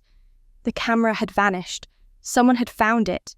Someone had taken it, and that someone could only be Chloe. Panic flooded through me, cold and paralyzing. I stood there in Dad's room, staring at the empty outlet where the camera had been, my mind racing through the implications. Chloe had found it. She knew I'd been recording. And if she'd found it, she'd already taken steps to use it against me. The question was when and how and what she was planning to do with that knowledge. I didn't have to wait long to find out. I made it halfway down the stairs before I heard raised voices coming from the living room. Dad's voice angry and confused, and Chloe's high-pitched and tearful. My stomach dropped. This was it. Whatever she'd planned, it was happening now. When I reached the living room doorway, I found them both there. Dad was standing by his chair, his face flushed red, holding something in his hand. The camera. Chloe was on the couch, her face buried in her hands, her shoulders shaking with sobs that sounded disturbingly real. "What the hell is this, Danny?" "That's," Dad demanded, when he saw me holding up the camera like an accusation. "Chloe found this in my room, in my bedroom, Alison. You put a camera in my private space." My mouth went dry. "Dad, I can explain." "Explain." His voice was shaking with rage. "You can explain why you violated my privacy, why you've been spying on me like I'm some kind of criminal." "I wasn't spying on you. I was trying to protect you. Chloe has been—" "Stop." Chloe's voice cut through the room, raw and desperate. She looked up at me, her eyes red and streaming with tears. "Please, just stop. I can't take this anymore. I can't take the accusations, the paranoia, the constant surveillance. Dad, I'm scared of her. I'm genuinely scared of what she might do." "You should be scared," I said, my voice harder than I intended, "because I have evidence of what you've been doing. I have video of you drugging Dad, stealing from his safe, forcing him to sign documents while he was barely conscious." "Oh my God!" Chloe stood up, her whole body trembling. "Listen to yourself. Listen to what you're saying. You think I'm drugging Dad. You think I'm some kind of monster. This is insane." "I have proof. The video shows everything." "What video?" Dad's voice was cold, dangerous. "This camera.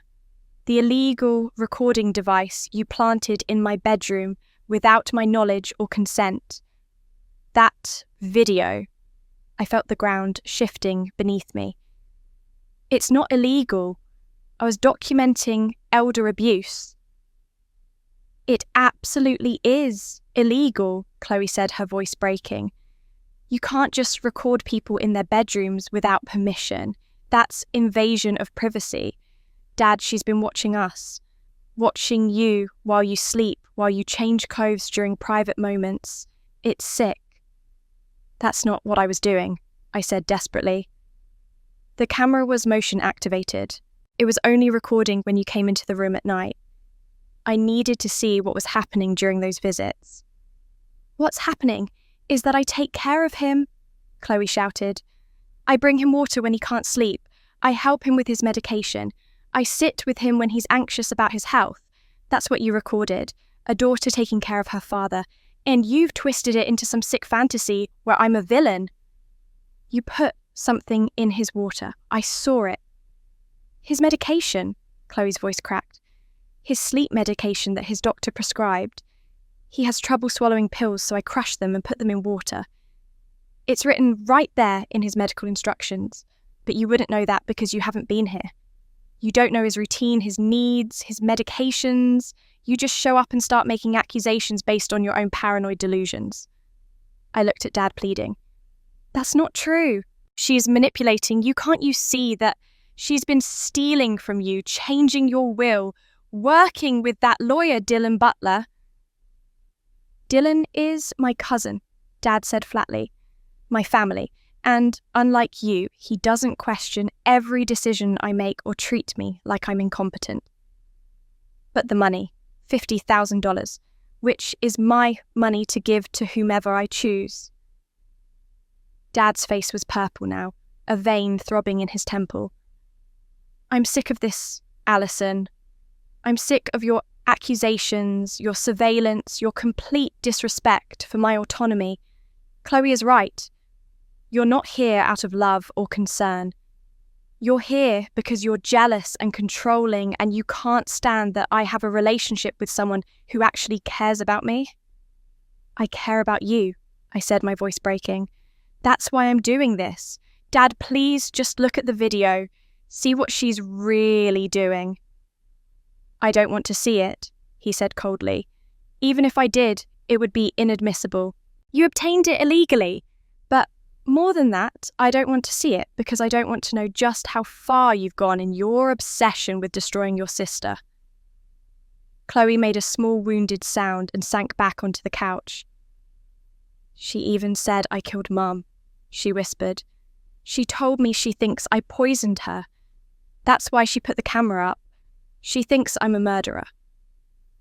Dad went very still. Is that true? I hesitated, and in that hesitation I lost everything. Mom's medical records show signs of poisoning, the same medications that were never prescribed to her, and now I'm seeing the same pattern with you. Get out. Dad's voice was quiet, which somehow made it worse. Pack your things and get out of my house. Dad, please. Now. The shout made me flinch. Before I call the police and have you forcibly removed, you're not welcome here anymore. You want to make wild accusations. You want to spy on me in my own bedroom. Fine, you can do it from somewhere else. But you're not doing it under my roof. Actually, Chloe said softly, wiping her eyes. Maybe we should call the police. What she did is a crime. She violated your privacy, Dad. She violated mine. We should report it. My heart stopped. Chloe, don't... No, she's right, Dad said, reaching for his phone. Maybe you need to face some consequences for your actions. I stood there frozen as he dialed 911, as he reported that his daughter had placed illegal surveillance equipment in his private bedroom, as he told them he wanted to press charges. Within 15 minutes, 2 police officers were at the door. The older officer, a woman named Rodriguez, listened to Dad's statement, then Chloe's tearful account of finding the camera while changing Dad's bedsheets. Then she turned to me. Did you place a recording device in your father's bedroom without his knowledge? There was no point in lying. Yes, but I had reason to believe he was being exploited. Do you have evidence of this exploitation? The video from the camera shows. The video that was obtained through illegal surveillance. Rodriguez's expression was sympathetic but firm. Mom, even if that video showed criminal activity, it would likely be inadmissible in court. You can't violate someone's privacy and then use that violation as evidence. But she's drugging him. She's stealing from him. Has your father been examined by a doctor? Do you have medical evidence of drugging? I looked at Dad, desperate. Will you get examined? Let a doctor run a toxicology screen. Absolutely not, Dad said firmly. I know what medications I'm taking and why. I don't need a doctor to confirm that my daughter is delusional. Rodriguez sighed. Without your father's cooperation, there's nothing we can investigate. And regarding the surveillance device, your father has the right to press charges for invasion of privacy. I don't want her arrested, Dad said wearily. I just want her gone. Then I strongly suggest you leave, Rodriguez said to me. If you're concerned about your father's welfare, you can file a report with Adult Protective Services. They'll conduct their own investigation, but you cannot stay here if your father doesn't want you to. I looked at Chloe, who met my gaze with red-rimmed eyes and an expression of hurt innocence, so perfect it made me want to scream. She'd won. She'd turned everything around, made me look like the abuser, the crazy one, the daughter who couldn't be trusted. Fine, I said quietly. I'll go. I went upstairs and threw my belongings into my suitcase, my hands shaking so badly I could barely zip it closed. I had the USB drives with the video, but Rodriguez was right. Evidence obtained illegally would be thrown out, and without Dad's cooperation, without medical proof, I had nothing but accusations that made me sound unhinged. 20 minutes later, I was sitting in my car in the driveway, staring at the house I'd grown up in, tears streaming down my face. I'd lost. I tried to save Dad, and instead I'd isolated him further, pushed him deeper into Chloe's control. She would be more careful now, more subtle. And I would be painted as the villain, the unreliable witness, whose testimony couldn't be trusted. My phone buzzed. A text from an unknown number. Lakeside Inn, 8 p.m. Chloe will be there. A friend. I stared at the message, my heart pounding. Someone else knew. Someone else was watching Chloe. Someone who, for whatever reason, wanted to help me. I had nothing left to lose. I started the car and drove toward the Lakeside Inn, toward whatever trap or salvation was waiting for me there. The Lakeside Inn was 40 minutes outside of town, a sprawling old building that had been converted from a historic mansion into a boutique hotel and restaurant.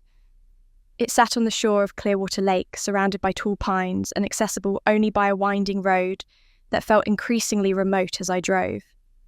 The anonymous text had given me just enough time to get there by 8, and I spent the entire drive questioning my sanity. This could be a setup.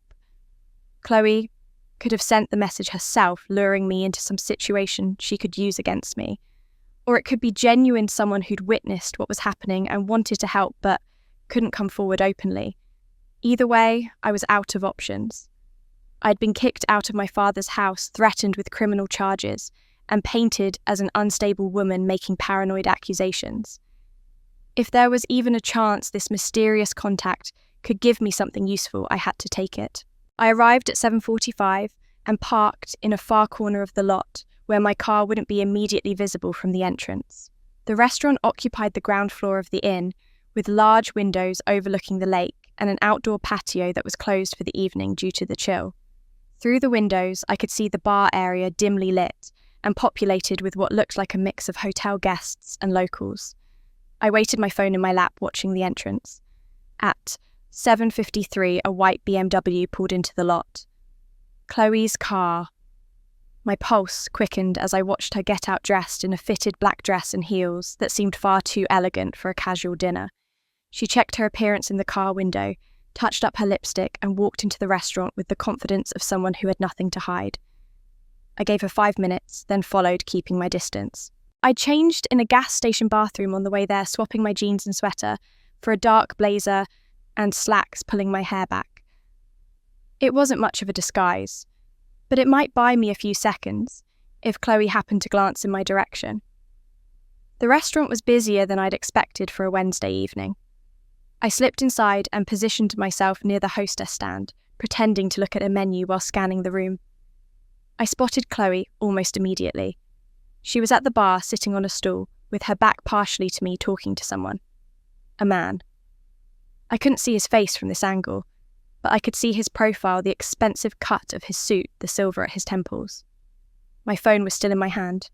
I opened the voice recording app, hit record, and slipped the phone into my blazer pocket, with the microphone facing outward. Then I moved closer, weaving between tables using other patrons as cover. There was a high-top table near the bar, partially obscured by a decorative screen. I took a seat there, ordered a glass of wine from a passing server to avoid suspicion, and angled myself so I could see Chloe and her companion in the mirror behind the bar. That's when I got my first clear look at him, and recognition hit me like a punch to the gut. Dylan Butler. It had to be. The photos from his website didn't do him justice. In person, he was handsome in a slick, calculated way, with sharp features and the kind of smile that probably worked on vulnerable clients but made my skin crawl.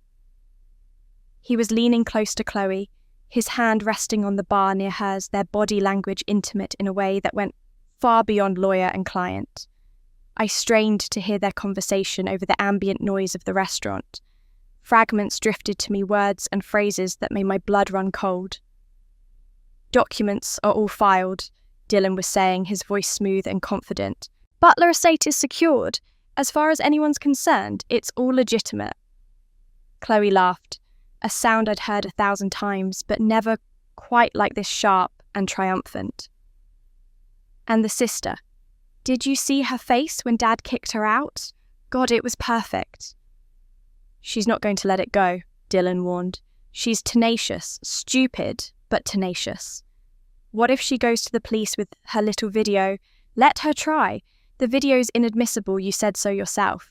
And even if it wasn't, what does it show? Me giving Dad his medication, me helping him with paperwork. Nothing criminal." She took a sip of her drink, something clear in a martini glass. "Besides, she's already discredited. Everyone thinks she's paranoid and jealous. Her own father doesn't trust her. Who's going to believe anything she says now?" Dylan nodded slowly, but I could see concern in his expression. "What about the earlier case, your mother's death?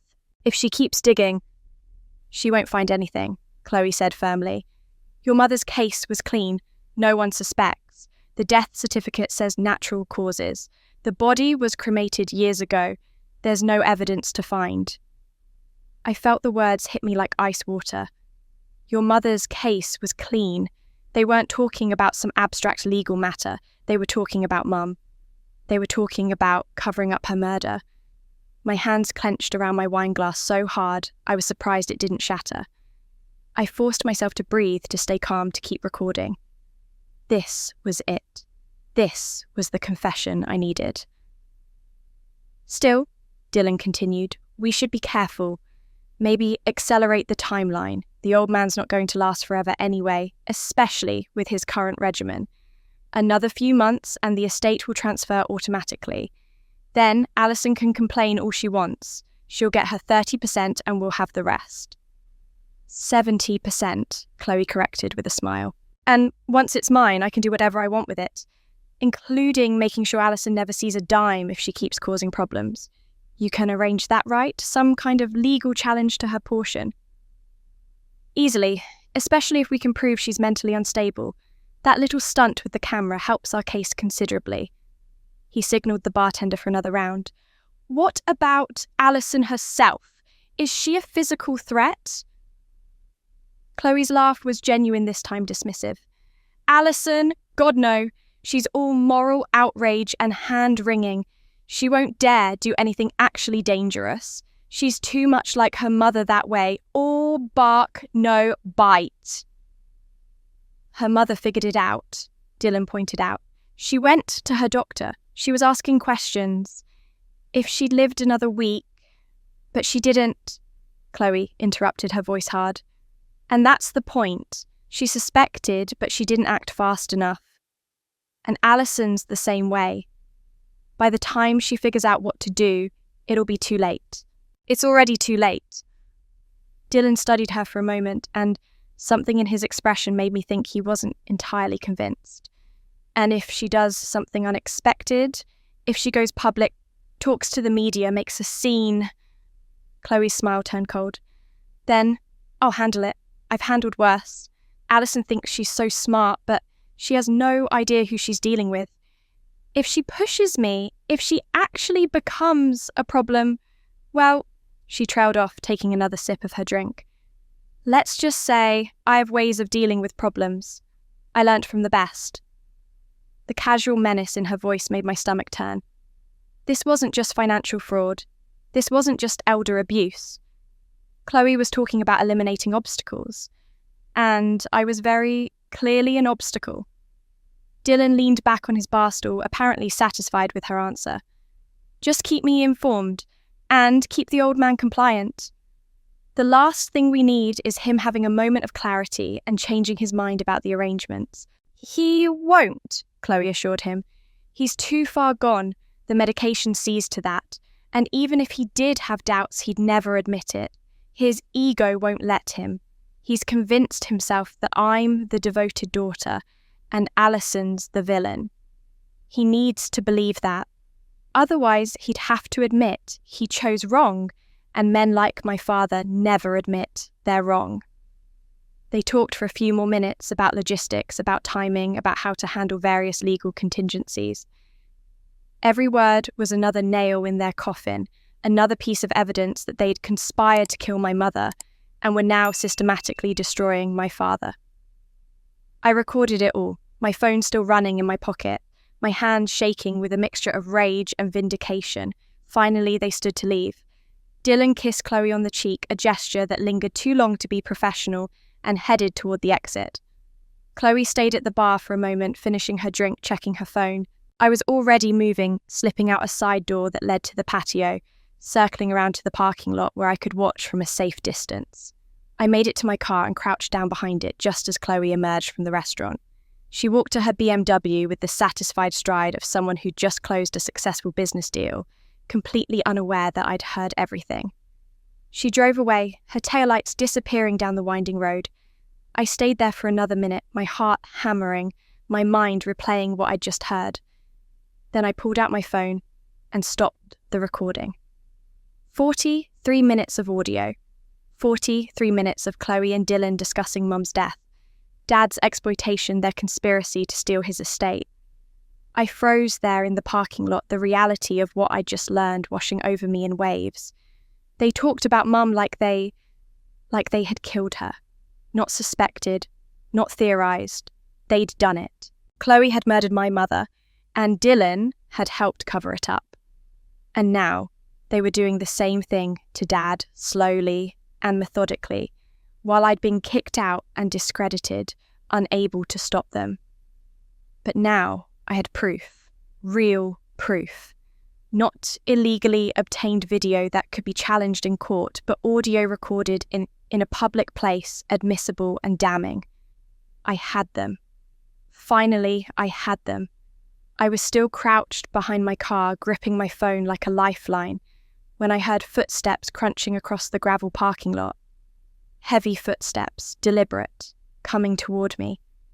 My first instinct was to duck lower to make myself invisible, but it was too late. A man's voice, deep and unfriendly, came from directly above me. "You should stand up." I rose slowly, my legs shaking, and found myself face to face with a man I'd never seen before. He was massive, easily 6'4", with the kind of build that suggested either a gym obsession or a violent profession. His face was impassive, neither angry nor sympathetic, just blank and professional. He was wearing a dark jacket and jeans, his hands visible and empty, but something about his posture suggested he didn't need weapons to be dangerous.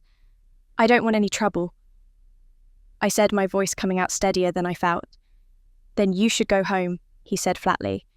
"Get in your car and drive back to wherever you're staying. Stop asking questions. Stop following people. Stay out of this."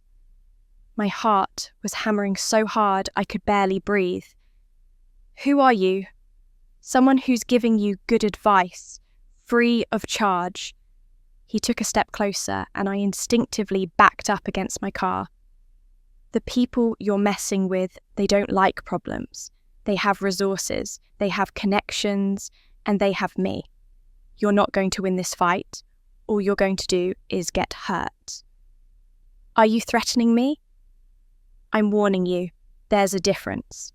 His expression didn't change, but something in his eyes made it clear he wasn't bluffing. "Go home. Forget what you think you know. Move on with your life while you still can." "And if I don't?" He was silent for a long moment, just looking at me with those cold, empty eyes. Then he shrugged. "Then what happens next is on you. Can't say you weren't warned." He turned and walked away, disappearing between the parked cars and into the darkness beyond the lot's perimeter lighting.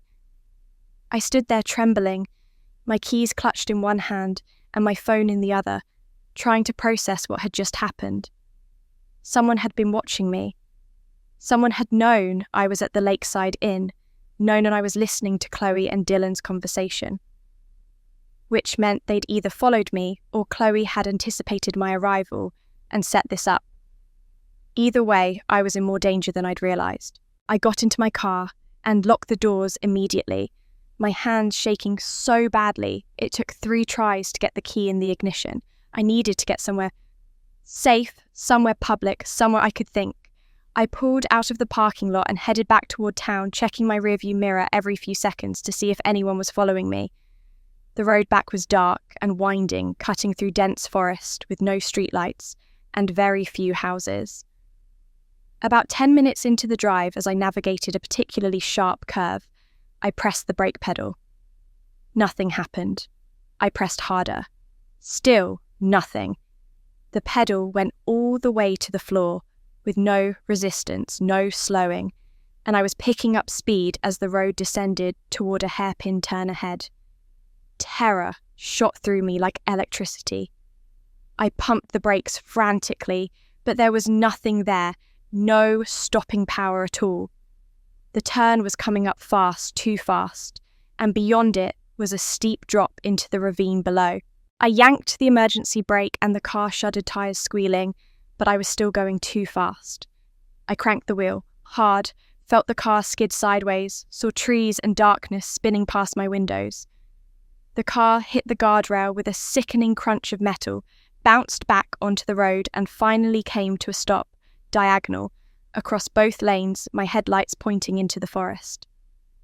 I sat there gasping, my entire body shaking, my hands still gripping the wheel so hard my knuckles were white. Someone had cut my brakes. That man in the parking lot hadn't been making idle threats. They'd sabotaged my car, sent me down a mountain road at night, knowing I wouldn't be able to stop. If I'd been going any faster, if I'd hit that turn 5 seconds later, I'd be dead at the bottom of a ravine right now. I fumbled for my phone and called Martha, my voice breaking as soon as she answered. "They tried to kill me," I said. "Martha, they cut my brakes. I almost went off a cliff." "Where are you?" Her voice was sharp, focused, all business. "Are you hurt?" "I'm okay. I'm on Route 47 about 5 miles outside of town. My car's blocking the road. I need help." "Stay there. Lock your doors. I'm calling a tow truck and then I'm coming to get you. Don't move. Don't talk to anyone. Just wait for me." She hung up before I could respond. I sat in my damaged car watching the empty road behind me and the dark forest ahead jumping at every sound. It took 45 minutes for the tow truck to arrive and another 20 before Martha pulled up in her old Subaru. She got out and ran to my car, pulling open the door and practically dragging me out. "Let me see you. Are you sure you're not hurt?" "I'm fine. Shaken up, but fine." She looked at my car, at the damage to the front end and the twisted guardrail, and her expression went dark. "We're getting you out of here. Out of town. Tonight. You can stay with my sister in Portland until this blows over." "No," I said, surprising myself with how firm my voice sounded. "I'm not running. I have evidence." "Martha, real evidence. I recorded Chloe and Dylan talking about Mom's murder, about exploiting Dad, about everything. I have them on tape." She stared at me. "You what?" I pulled out my phone and played her a snippet of the recording. Even in the noise of the roadside, Chloe's voice came through clearly. "Your mother's case was clean. No one suspects." Martha's face went pale. "Oh my God, Alison, this is it. This is what you need. But if they know you have this..." "They don't, not yet. They know I was at the restaurant, but they don't know I recorded anything. That's why they tried to scare me off instead of..." I couldn't finish the sentence. "Instead of killing you outright," Martha finished grimly. "But they will. The moment they realise what you have, they'll escalate. You can't stay at a hotel around here. They'll find you. Come to my house. At least there are neighbours' witnesses." We arranged for my car to be towed to a mechanic, though I had no intention of ever driving it again. Martha drove me to her small cottage on the outskirts of town, and I spent the drive making copies of the recording. I uploaded it to 3 different cloud storage services. I emailed copies to 5 people I trusted, old friends scattered across the country who wouldn't be easily intimidated or reached, and I sent a copy to a lawyer Martha knew, a woman who specialised in elder abuse cases and had agreed to take my call in the morning. But I did one more thing. I set up what Martha called a dead man switch. I used an automated email service that would send the recording to the local news, the police, the state attorney general and the FBI if I didn't log in and postpone it every 24 hours.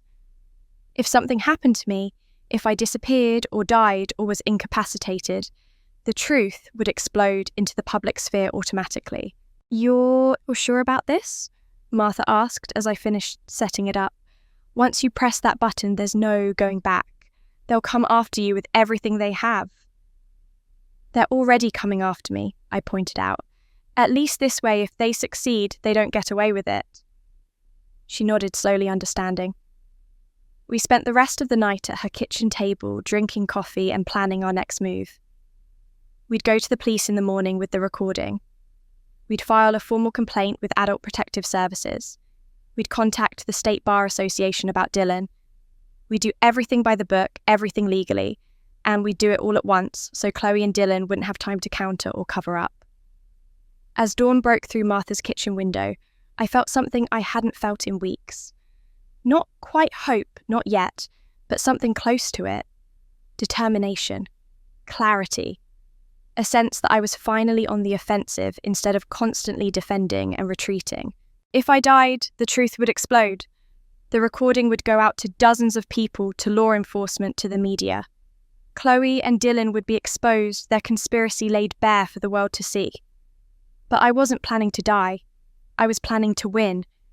And for the first time since I'd come home, I actually believed it might be possible. That morning, while Martha made phone calls to the police department and Adult Protective Services, I found myself restless, unable to sit still while we waited for appointments and callbacks. My mind kept circling back to Mum, to her final warning, to the question that had haunted me since I'd started investigating why. Why had Chloe done this? The money was one thing, but the murder, the elaborate manipulation, the cold calculation of it all, it felt personal in a way that went beyond simple greed. Martha noticed me pacing her living room for the third time and set down her phone. "Why don't you go downstairs and see if there's anything useful in the boxes I showed you last week? Your mother's things. I kept meaning to go through them with you, but with everything happening, I'd forgotten about the boxes." Years ago, after Mum died, Martha had offered to store some of her belongings, things Dad couldn't bear to keep in the house, but that I couldn't throw away. I'd been too buried in grief at the time to sort through them properly, just labelled the boxes and left them in Martha's basement, telling myself I'd deal with them someday. The basement was cool and slightly musty, lit by a single bare bulb. I found the boxes exactly where I'd left them, stacked against the far wall.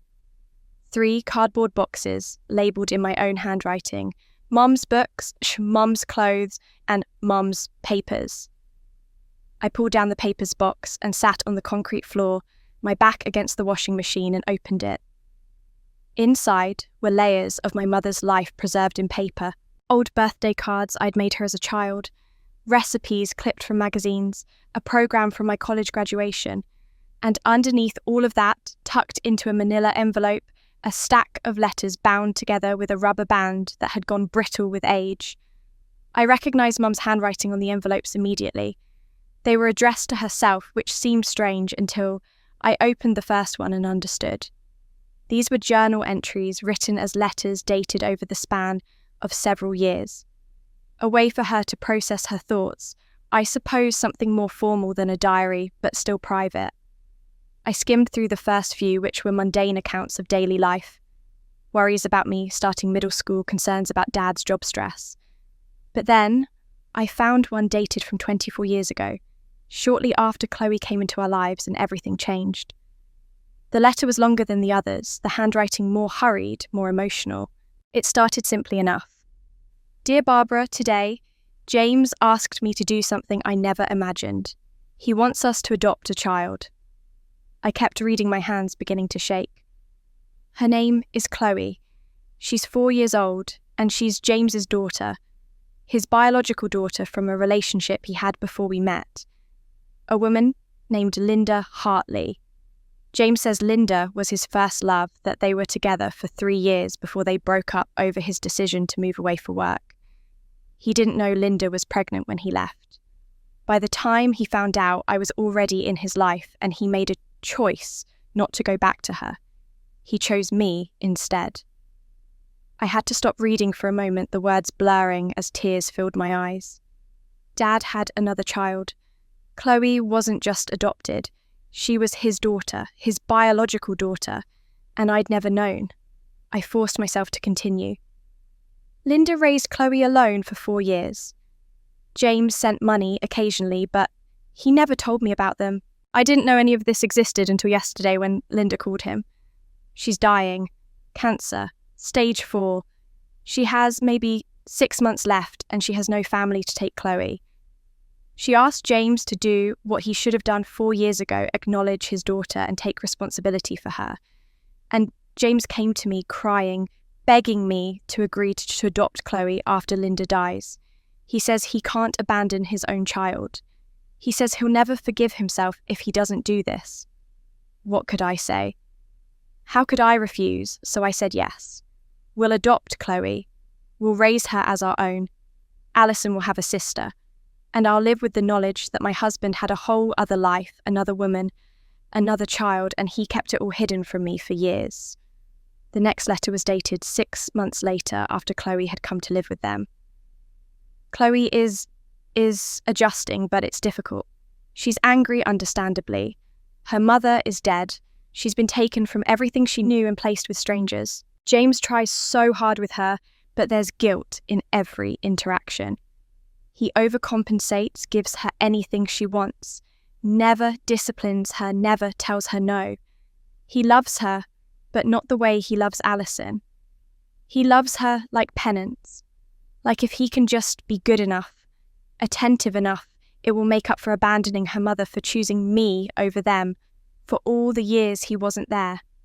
And Chloe knows it. Even at 5 years old, she knows. She knows her father chose another woman, another family, and only took her in because her mother died and he had no choice. I wiped my eyes and kept reading letter after letter documenting the years that followed. Mum wrote about Chloe's resentment, the way she'd look at Mum with something close to hatred, the way she'd pit Mum and Dad against each other, play on Dad's guilt to get what she wanted. And Mum wrote about her own growing unease, the sense that Chloe wasn't just a wounded child acting out, but something darker, more calculating. The final letter in the stack was dated 3 months before Mum died. Dear Barbara, I need to write this down because I'm afraid if I don't, I'll convince myself I'm imagining things. Chloe knows the truth about her parentage. I don't know how she found out James swore. We'd never tell her that she'd grow up thinking she was adopted like any other child, but she knows. She confronted me yesterday when James was out. She said, "You're not my mother. You're the woman who replaced my real mother. You're the reason my father abandoned us." I tried to explain that I didn't know about her, that James had never told me, but she didn't want to hear it. She said I stole the life that should have been hers and her mother's. She said I had no right to play happy family while her real mother died alone and poor. The hatred in her eyes, Barbara. I've never seen anything like it. She's not a child anymore. She's 24 years old, and she hates me with an intensity that frightens me. James won't listen when I try to tell him. He says I'm being paranoid, that Chloe is just going through a difficult time, that I need to be more patient. But I know what I saw. I know what she said, and I'm genuinely afraid of what she might do. The letter ended there. 3 months later, Mum was dead. I sat on that basement floor surrounded by boxes and dust and felt the final piece of the puzzle click into place. Chloe hadn't just been adopted into our family. She was Dad's biological daughter, the child of a woman he'd loved and abandoned, a woman who died alone and struggling while we'd lived in comfort and security. Chloe had grown up knowing this, had watched Dad choose Mum over her mother, had watched him build a life with another woman and another daughter while she and Linda struggled. And then Linda died, and Chloe was taken in, not out of love, but out of obligation. She'd spent her entire childhood watching Dad shower guilt-driven affection on her while giving genuine love to me. She'd watched Mum play the role of her parent when Mum was in Chloe's mind the usurper who'd stolen the life that should have been Linda's. The money didn't matter. The inheritance didn't matter. Or rather, they mattered, but they weren't the point. The point was revenge. The point was making Mum pay for existing, for being the replacement, for being the woman Dad chose. And the point was making Dad pay for abandoning Linda, for choosing his comfort over his responsibility, for loving the wrong daughter. I understood now why Chloe had killed Mum. It wasn't about clearing the way for inheritance. It was punishment. It was justice in her twisted mind for the crime of taking what should have been Linda's. And it was a message to Dad, this is what you get for choosing wrong.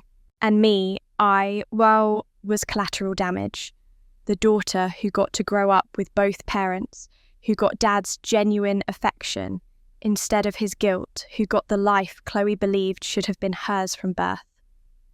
I climbed the stairs slowly, the letters clutched in my hand, and found Martha still on the phone in the kitchen. When she hung up and saw my face, she immediately came over. "What did you find?"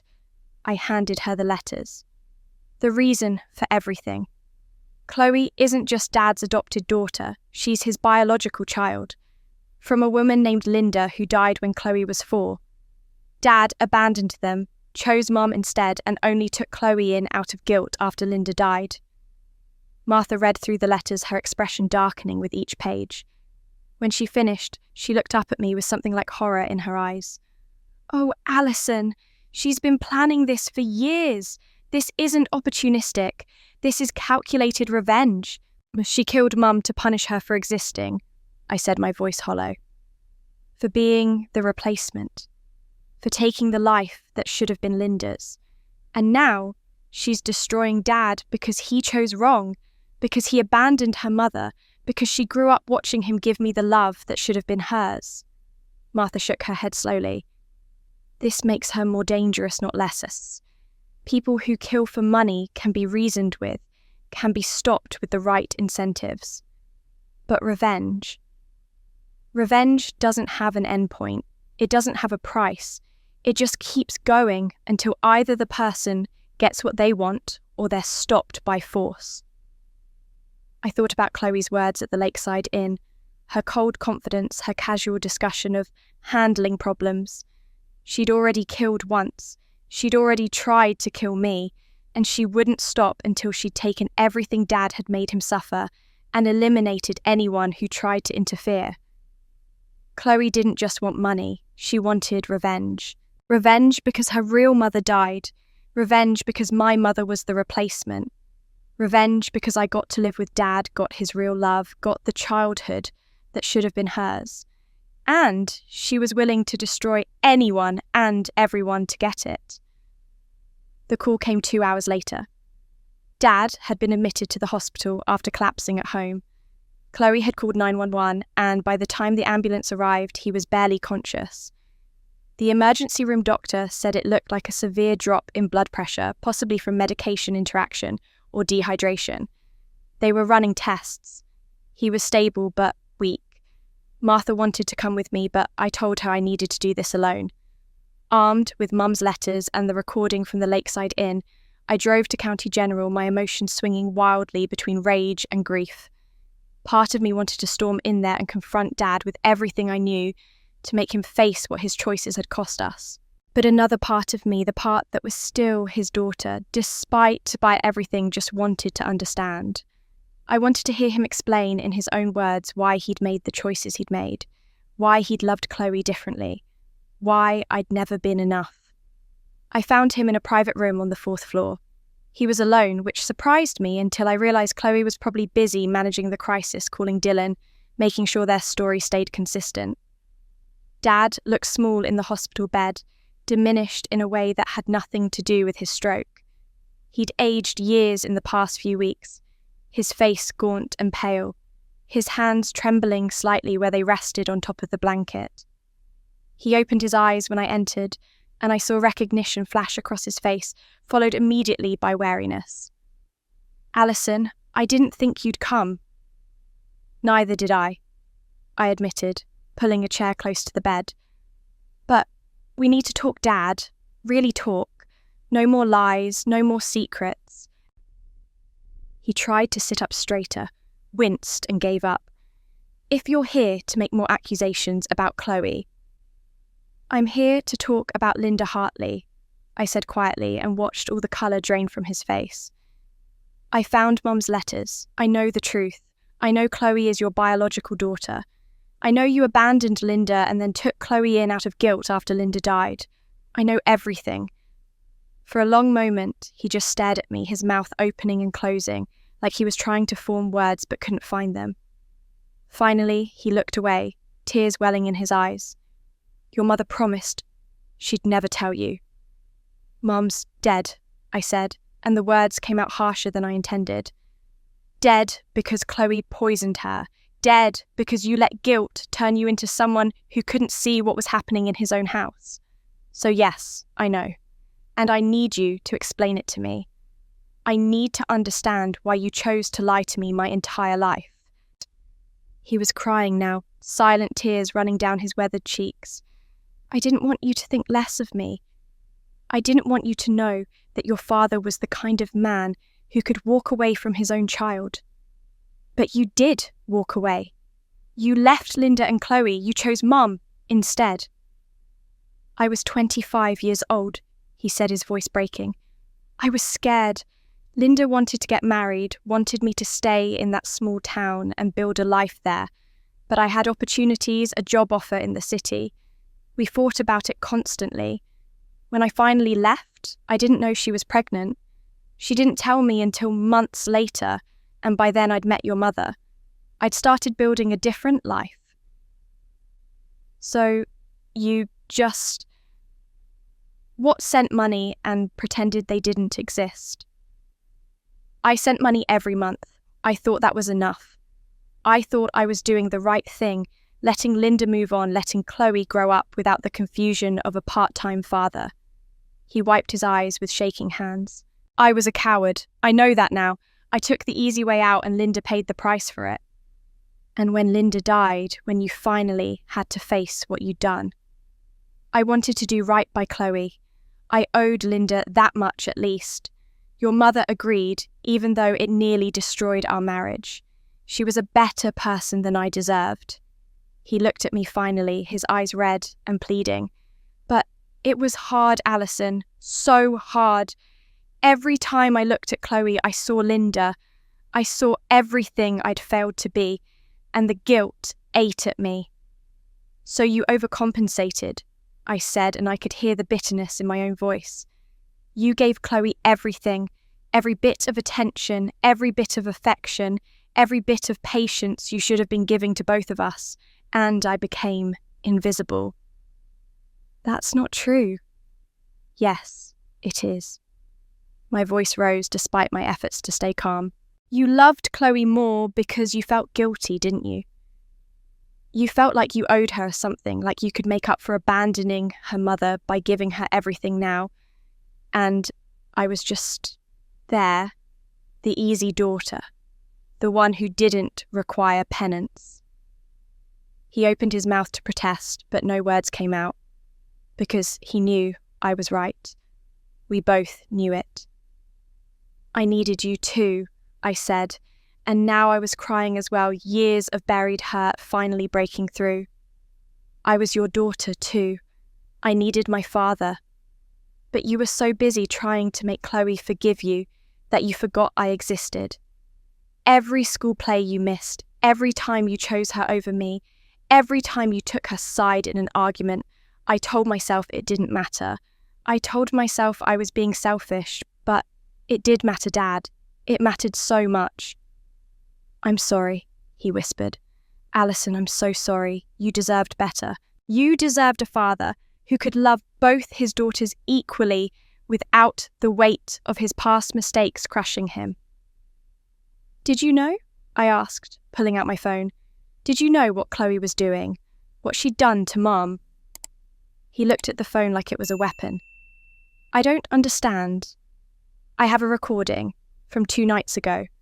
Chloe and her lawyer, Dylan Butler, your cousin, discussing Mum's death, discussing how they covered it up, discussing how they're draining your accounts and manipulating your will. I played him a short excerpt, just enough for him to hear Chloe's voice saying those damning words. Your mother's case was clean. No one suspects. I watched the realization dawn on his face, watched him understand that the daughter he'd spent decades trying to redeem had murdered his wife. His hand started shaking violently, and for a moment I thought he might have another stroke right there in front of me. No, he said, but there was no conviction in it. No, Chloe wouldn't. She couldn't. She did. She killed Mum to punish her for existing, for being Linda's replacement. And now, she's doing the same thing to you, slowly poisoning you, stealing from you, isolating you from anyone who might help. All while I've been trying to save you, and you've been pushing me away to protect her. He covered his face with his hands, his whole body shaking with sobs. I didn't know. I swear to you, I didn't know she'd go that far.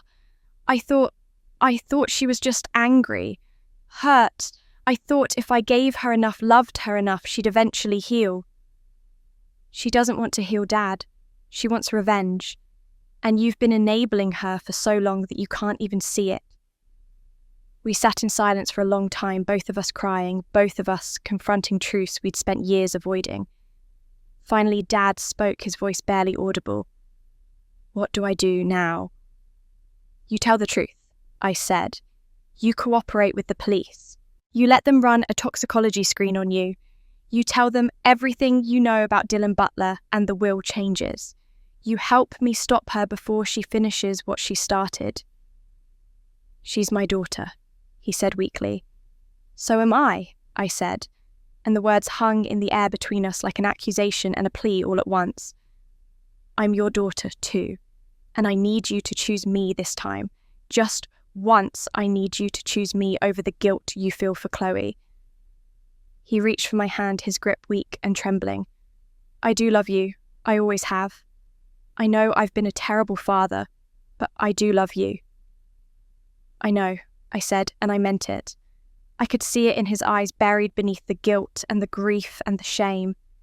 He did love me. He'd just never known how to show it in a way that didn't get eclipsed by what he owed Chloe. "I'm sorry," he said again, "for everything. For lying to you. For making you feel invisible. For not protecting your mother. For not believing you when you tried to warn me. I'm so sorry, Alison." "I know," I said again, because there was nothing else to say. The apologies didn't change what had happened. They didn't give me back the childhood I'd lost, the mother Chloe had murdered, the years I'd spent wondering why I wasn't enough for my own father. But they were something. A start, maybe. An acknowledgement that I'd been right all along. I understood now. Dad loved me. But that love had always been eclipsed by guilt over Chloe. It had been suffocated by his need to make up for abandoning Linda, smothered by his desperate attempt to turn his greatest failure into a redemption story. And that's why I lost my childhood. Not because he didn't love me, but because his love for me had to compete with the weight of everything he owed to Chloe. And in that competition, I could never win. I left the hospital emotionally drained, my conversation with Dad replaying in my head over and over. He'd agreed to cooperate, agreed to let the doctors run a full toxicology screen, agreed to give a statement to the police. It was more than I'd hoped for, but less than I needed. His confession about Chloe's parentage explained the favoritism, explained the guilt, but it didn't change the fact that I spent my entire childhood feeling invisible. Understanding the why didn't heal the wound. It just made it ache differently. Martha was waiting when I got back to her house, sitting at the kitchen table with her laptop open and a determined expression on her face. "How did it go?" He admitted everything. About Linda, about Chloe being his biological daughter, about the guilt. He's going to cooperate with the police. I slumped into a chair across from her. "But, Martha, even knowing all of this, I still don't have enough to prove Chloe killed Mum. The recording from the Lakeside Inn is damning, but it's circumstantial. We need more." "That's what I've been thinking about," Martha said, turning her laptop toward me. "I've been going through the inventory of your mother's belongings, and I realised there was one more box I never showed you. Things from Barbara's desk, her computer files. Your father couldn't bear to sort through them, so I packed them myself after the funeral." My heart skipped. Why didn't you tell me about this before? Because I honestly forgot it existed.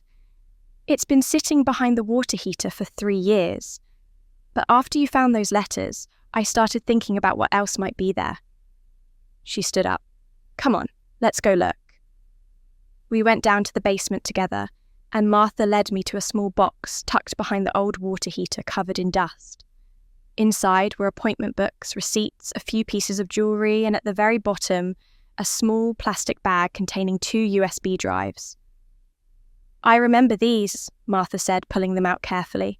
"Barbara asked me to keep them safe about a month before she died. She said they were backups of important documents, that she wanted them somewhere outside the house in case anything happened." My hands were shaking as I took the USB drives from her. We went back upstairs and I plugged the first one into Martha's laptop. It contained scanned documents, tax records, insurance policies. Important, but not revelatory. The second drive was different. When I opened it, there was only one file, a video dated 2 weeks before Mum died. The file name was simply, If Something Happens, .mp4. I clicked play. Mum's face filled the screen and I had to suppress a gasp. She looked terrible. Her skin was grey, her eyes sunken, her hands trembling. She was sitting at her desk in the bedroom, and the room behind her was dim. "Alison," she said, her voice weak and hoarse. "If you're watching this, it means I'm gone, and it means my suspicions were right." I felt tears sliding down my cheeks, but I couldn't look away. "I've been sick for months now. The doctors can't figure out what's wrong. Dizzy spells, nausea, confusion, weakness. Dr. Vance thinks it might be poisoning. She's running tests, but I don't think I have much time left." Mum paused, taking a shaky breath. "I know who's doing this to me. I couldn't bring myself to believe it, but I can't keep silent anymore." She leaned closer to the camera, and I could see the fear in her eyes. "Someone in this house is poisoning me. It's in my water, I think, or my tea. Things that are made just for me. I pass out after drinking them, and when I wake up, I feel worse. And I think, it's Chloe." The name hung in the air, confirmation of everything I'd suspected. "I know your father won't believe me. He's so deep in his guilt over her that he can't see what she's become. But I've watched her, Alison. There's hate in her eyes. She blames me for Linda's death, for taking the life that should have been hers. And now she's making me pay for it." Mum's eyes flickered to something off camera and her expression changed, became suddenly wary. "I need to finish this quickly. If anything happens to me, don't let this go. Chloe is dangerous, and she's not working alone. There's someone helping her. A lawyer, I think. Your father's been meeting with him about estate planning, but I've seen the way he looks at Chloe. They're planning something together." She reached toward the camera as if to turn it off, but then froze. Her eyes widened. "Who's—" The camera angle shifted violently, as if someone had bumped the desk. For just a moment, the view changed, capturing a slice of the doorway. There was a figure there, a shadow, someone who'd been standing in the hallway listening. The person moved, reaching for the doorknob, and in that brief instant before the video cut to black, I saw it. A hand, a man's hand, wearing a distinctive ring on the middle finger, a heavy silver band with an onyx stone. The video ended abruptly. I sat staring at the blank screen, my mind racing. Martha leaned over my shoulder. "Did you see that at the end there was someone there?" "I saw it." My voice came out barely above a whisper. I grabbed my phone and pulled up the photos I'd taken of Dylan Butler's office days ago. There was one photo showing Dylan's hand on a doorknob, wearing a distinctive silver ring with an onyx stone. I zoomed in on the freeze frame from the video, then compared it to the photo. The ring was identical. 3 bands of silver twisted together, the black stone set in an ornate mounting. Custom-made expensive one of a kind. "Martha," I said, my voice shaking. "That ring! That's Dylan Butler's ring. I photographed it without even realising it. Dylan was there. He was in our house the day Mum recorded this. He was listening." Martha's face went pale. "If Dylan heard your mother accusing Chloe, then he knew Mum was onto them, and 2 weeks later she was dead." I felt cold all over. "Dylan didn't just help cover up the murder. He was part of it from the beginning." "We need to take this to the police right now," Martha said, reaching for her keys. "This is proof. Your mother on video saying she was being poisoned and evidence that Dylan Butler was there." I was already copying the video to multiple USB drives, uploading it to the cloud, sending it to my distribution list. This was it. This was the evidence that would destroy them both. Mum had given me a gift from beyond the grave, a final message that would bring her killers to justice. My hands were shaking as I watched the upload complete. I zoomed in one more time on that freeze frame on Dylan's hand, with his distinctive ring.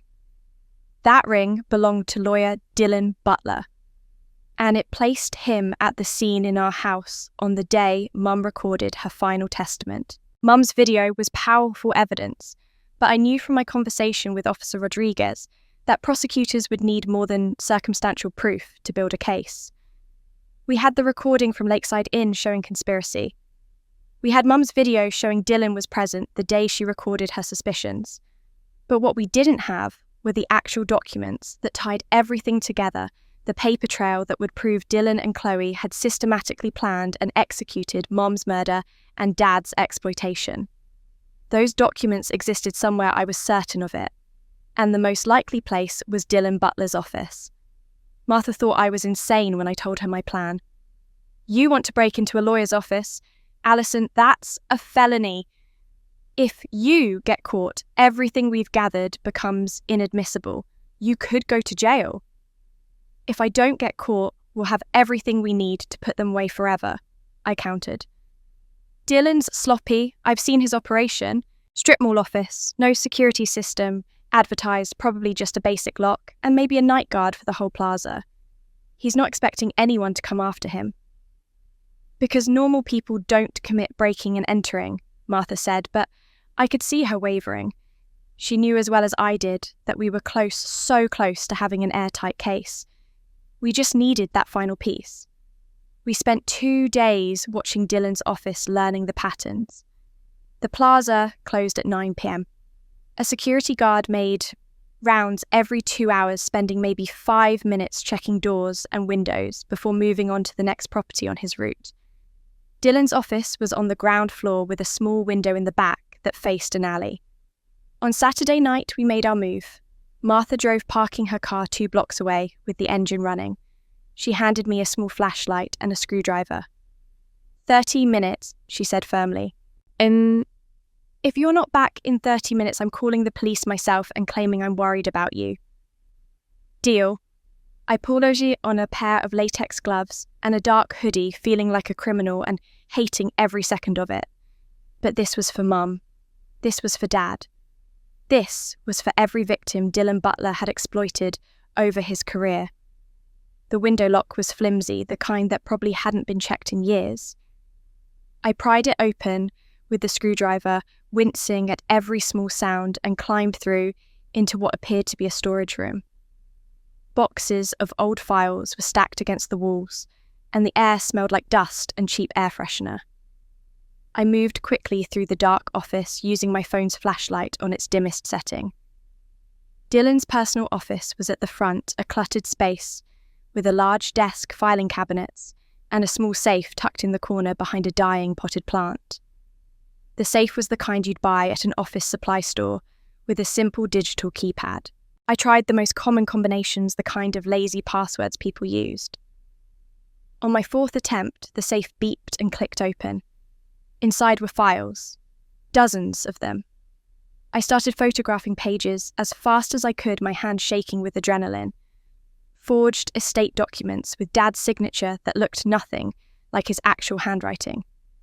Printed emails between Dylan and Chloe discussing the Barbara Butler problem and how to accelerate the timeline. Bank statements showing wire transfers from Dad's account to an LLC that I'd bet anything was owned by Chloe or Dylan. Everything we needed was right here, documented in black and white, proof of conspiracy, fraud, and murder. I was halfway through the second folder when I heard it. Footsteps outside, keys jingling. The security guard was early. I shoved the files back into the safe, locked it, and looked frantically for somewhere to hide. The filing cabinet in the corner was my only option. I squeezed behind it just as the office door opened and fluorescent lights flickered on. Through the gap between the cabinet and the wall, I could see the guard's legs as he walked through the office, his flashlight beam sweeping across surfaces. He paused at Dylan's desk, and I held my breath, praying he wouldn't notice anything out of place. My phone was still in my hand, the screen dark, the photo safely stored, but my heart pounding so hard I was sure he could hear it. After what felt like an eternity, the guard moved toward the door. He tested the handle, seemed satisfied, and left. The lights went out.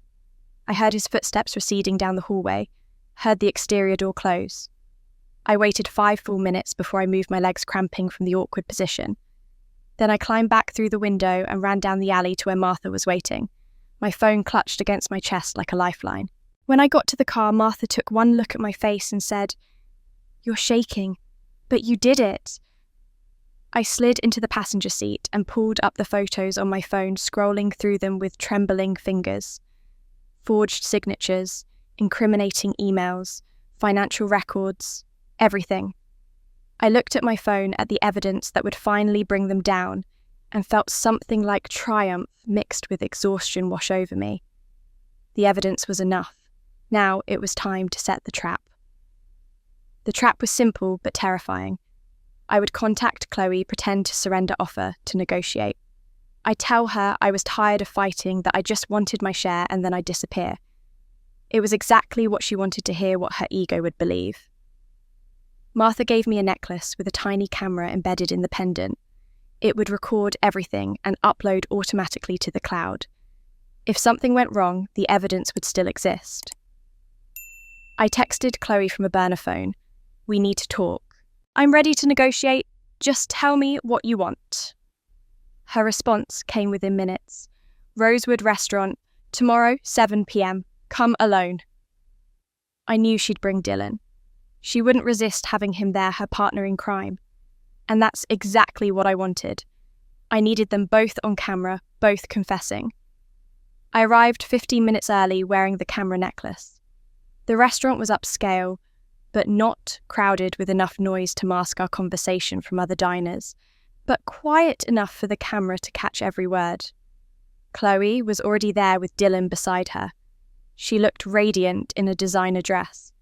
Dylan wore an expensive suit, his distinctive ring catching the light. I sat across from them. "Thank you for meeting with me." "Of course," Chloe said sweetly. "Families shouldn't fight like this." "I agree. That's why I'm here." I forced steadiness into my voice. "I can't keep doing this. The stress, the fighting. I just want it over. Tell me what you want." Dylan and Chloe exchanged a glance. They thought they'd won. "The will stands as written," Dylan said. 70% to Chloe, 30 to you. "I'll accept that, but I need guarantees in writing." "We can arrange that," Dylan said. "For a price, you waive claim to the house. Chloe keeps the property, you get 30% of liquid assets." I pretended to consider it. "Fine, but I need to understand something first. I need the truth about Mum." Chloe's smile faltered. "What about her? Did you kill her?" I kept my voice quiet, defeated. "I just need to know if I've been going crazy." There was a long silence. Then Chloe leaned back, her expression shifting to something colder. "Your mother took too many sleeping pills. Nobody forced her." "But you gave them to her. You put them in her water." Chloe's lips curved into a slight smile. She was so trusting, so naive. She never questioned why she felt tired, confused. She just kept drinking her water, being the perfect martyr. My stomach turned, but I kept my face neutral. "Why? Because she had everything that should have been my mother's," Chloe said, rage sharpening her voice. "She got to live in that house, wear that ring, be Mrs. Butler, while my mother died alone. She stole my father and then played mother to me when she was nothing but a replacement." "So you killed her?" I needed clarity, no ambiguity. "She deserved to die," Chloe said flatly.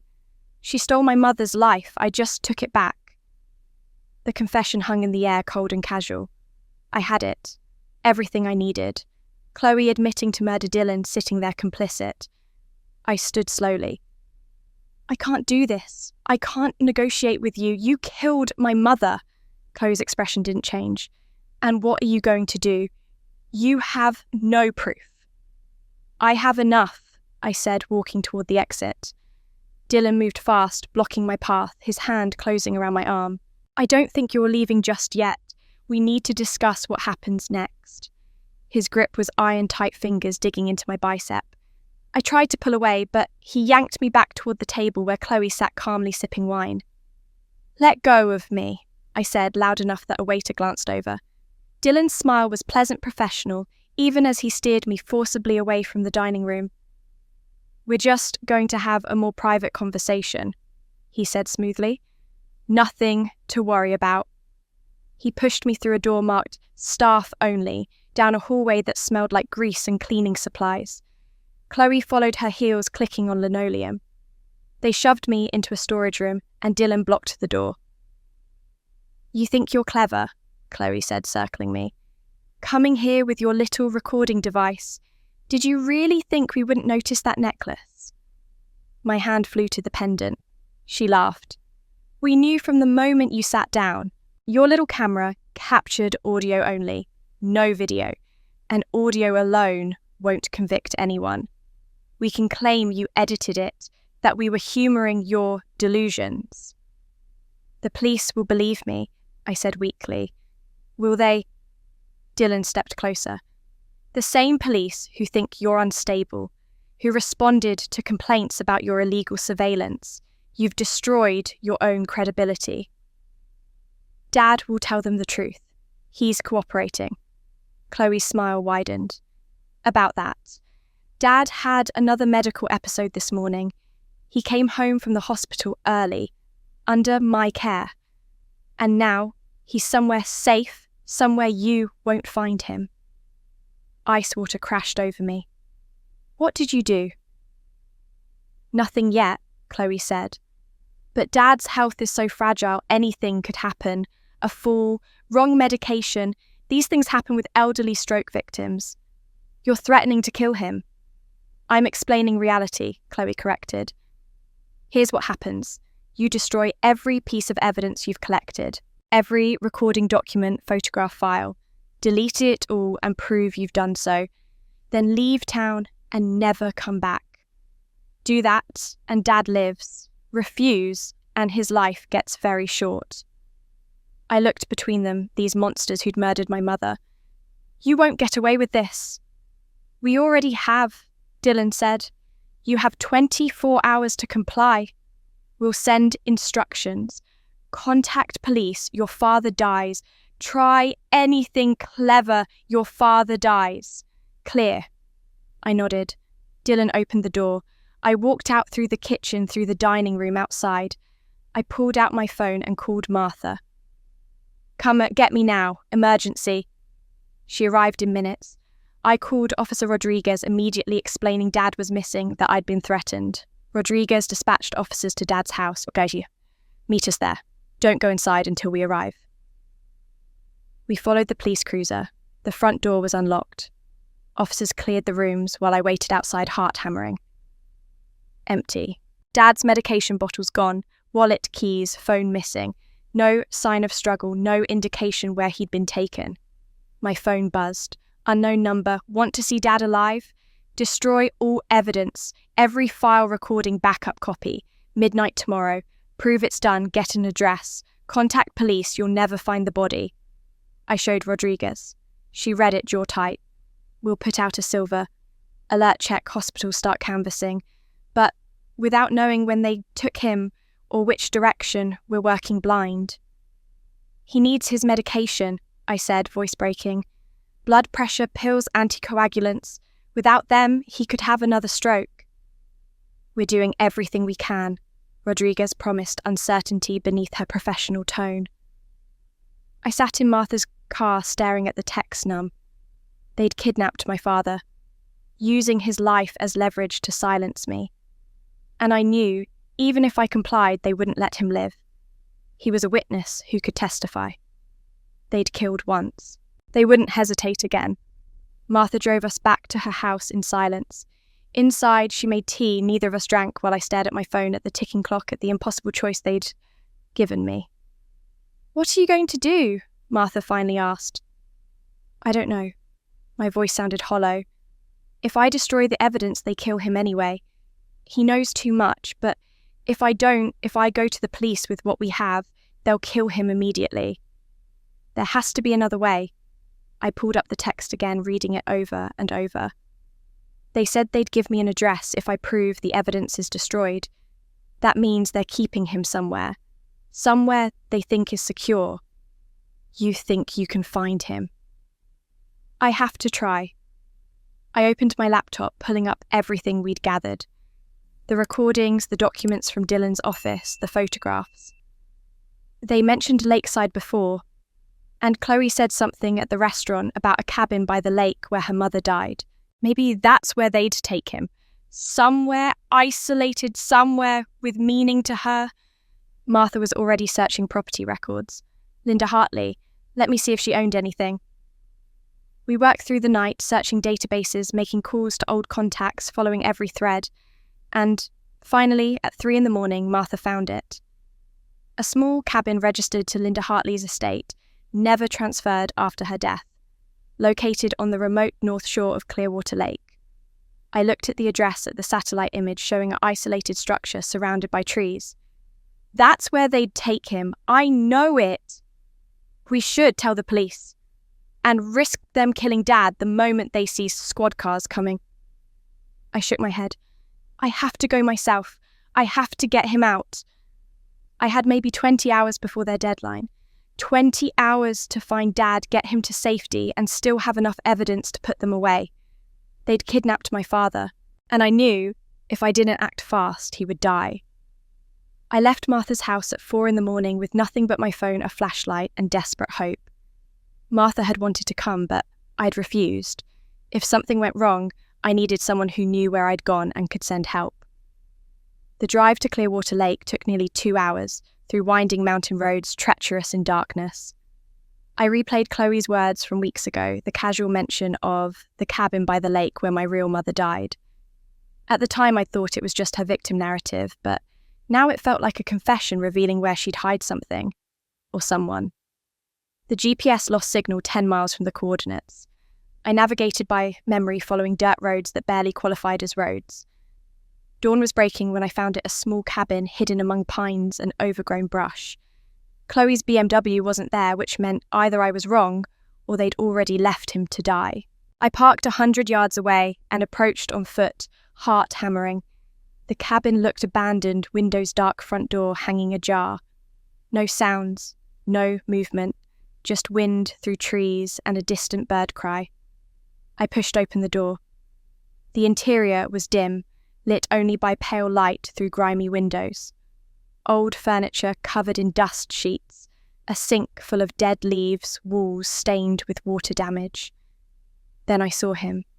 Dad was in the back room, slumped in a wooden chair, hands tied behind him, with rope head lolling forward. He wasn't moving. For one terrible moment, I thought I was too late. Dad! I ran to him, checking for a pulse. It was there, faint and irregular. His skin was cold and clammy, breathing shallow. On the floor beside him was an empty syringe and a vial. Sedatives. They'd drugged him, given him too much. I fumbled with the ropes, finally getting them loose. Dad collapsed forward into my arms. His weight was dead, unresponsive. I lowered him to the floor, checking his airway. He was barely breathing, lips tinged blue. Dad, stay with me. I started CPR, 30 compressions and 2 breaths, just like I'd learned years ago. His chest rose and fell with my breaths, but he didn't wake. With my free hand, I called 911, gasping out the address, begging them to hurry. The dispatcher stayed on the line, coaching me through CPR, telling me to keep going. But I knew how remote this was. The ambulance would take at least 20 minutes.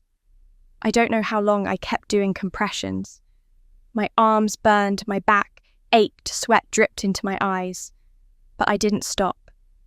This was my father, the man who'd failed me in so many ways, but who I still loved. I wasn't going to let him die here, murdered by the daughter he tried to redeem. Finally, after what felt like hours, but was probably 10 minutes, I heard sirens. The ambulance crashed through the overgrown road, and 2 paramedics burst through the door.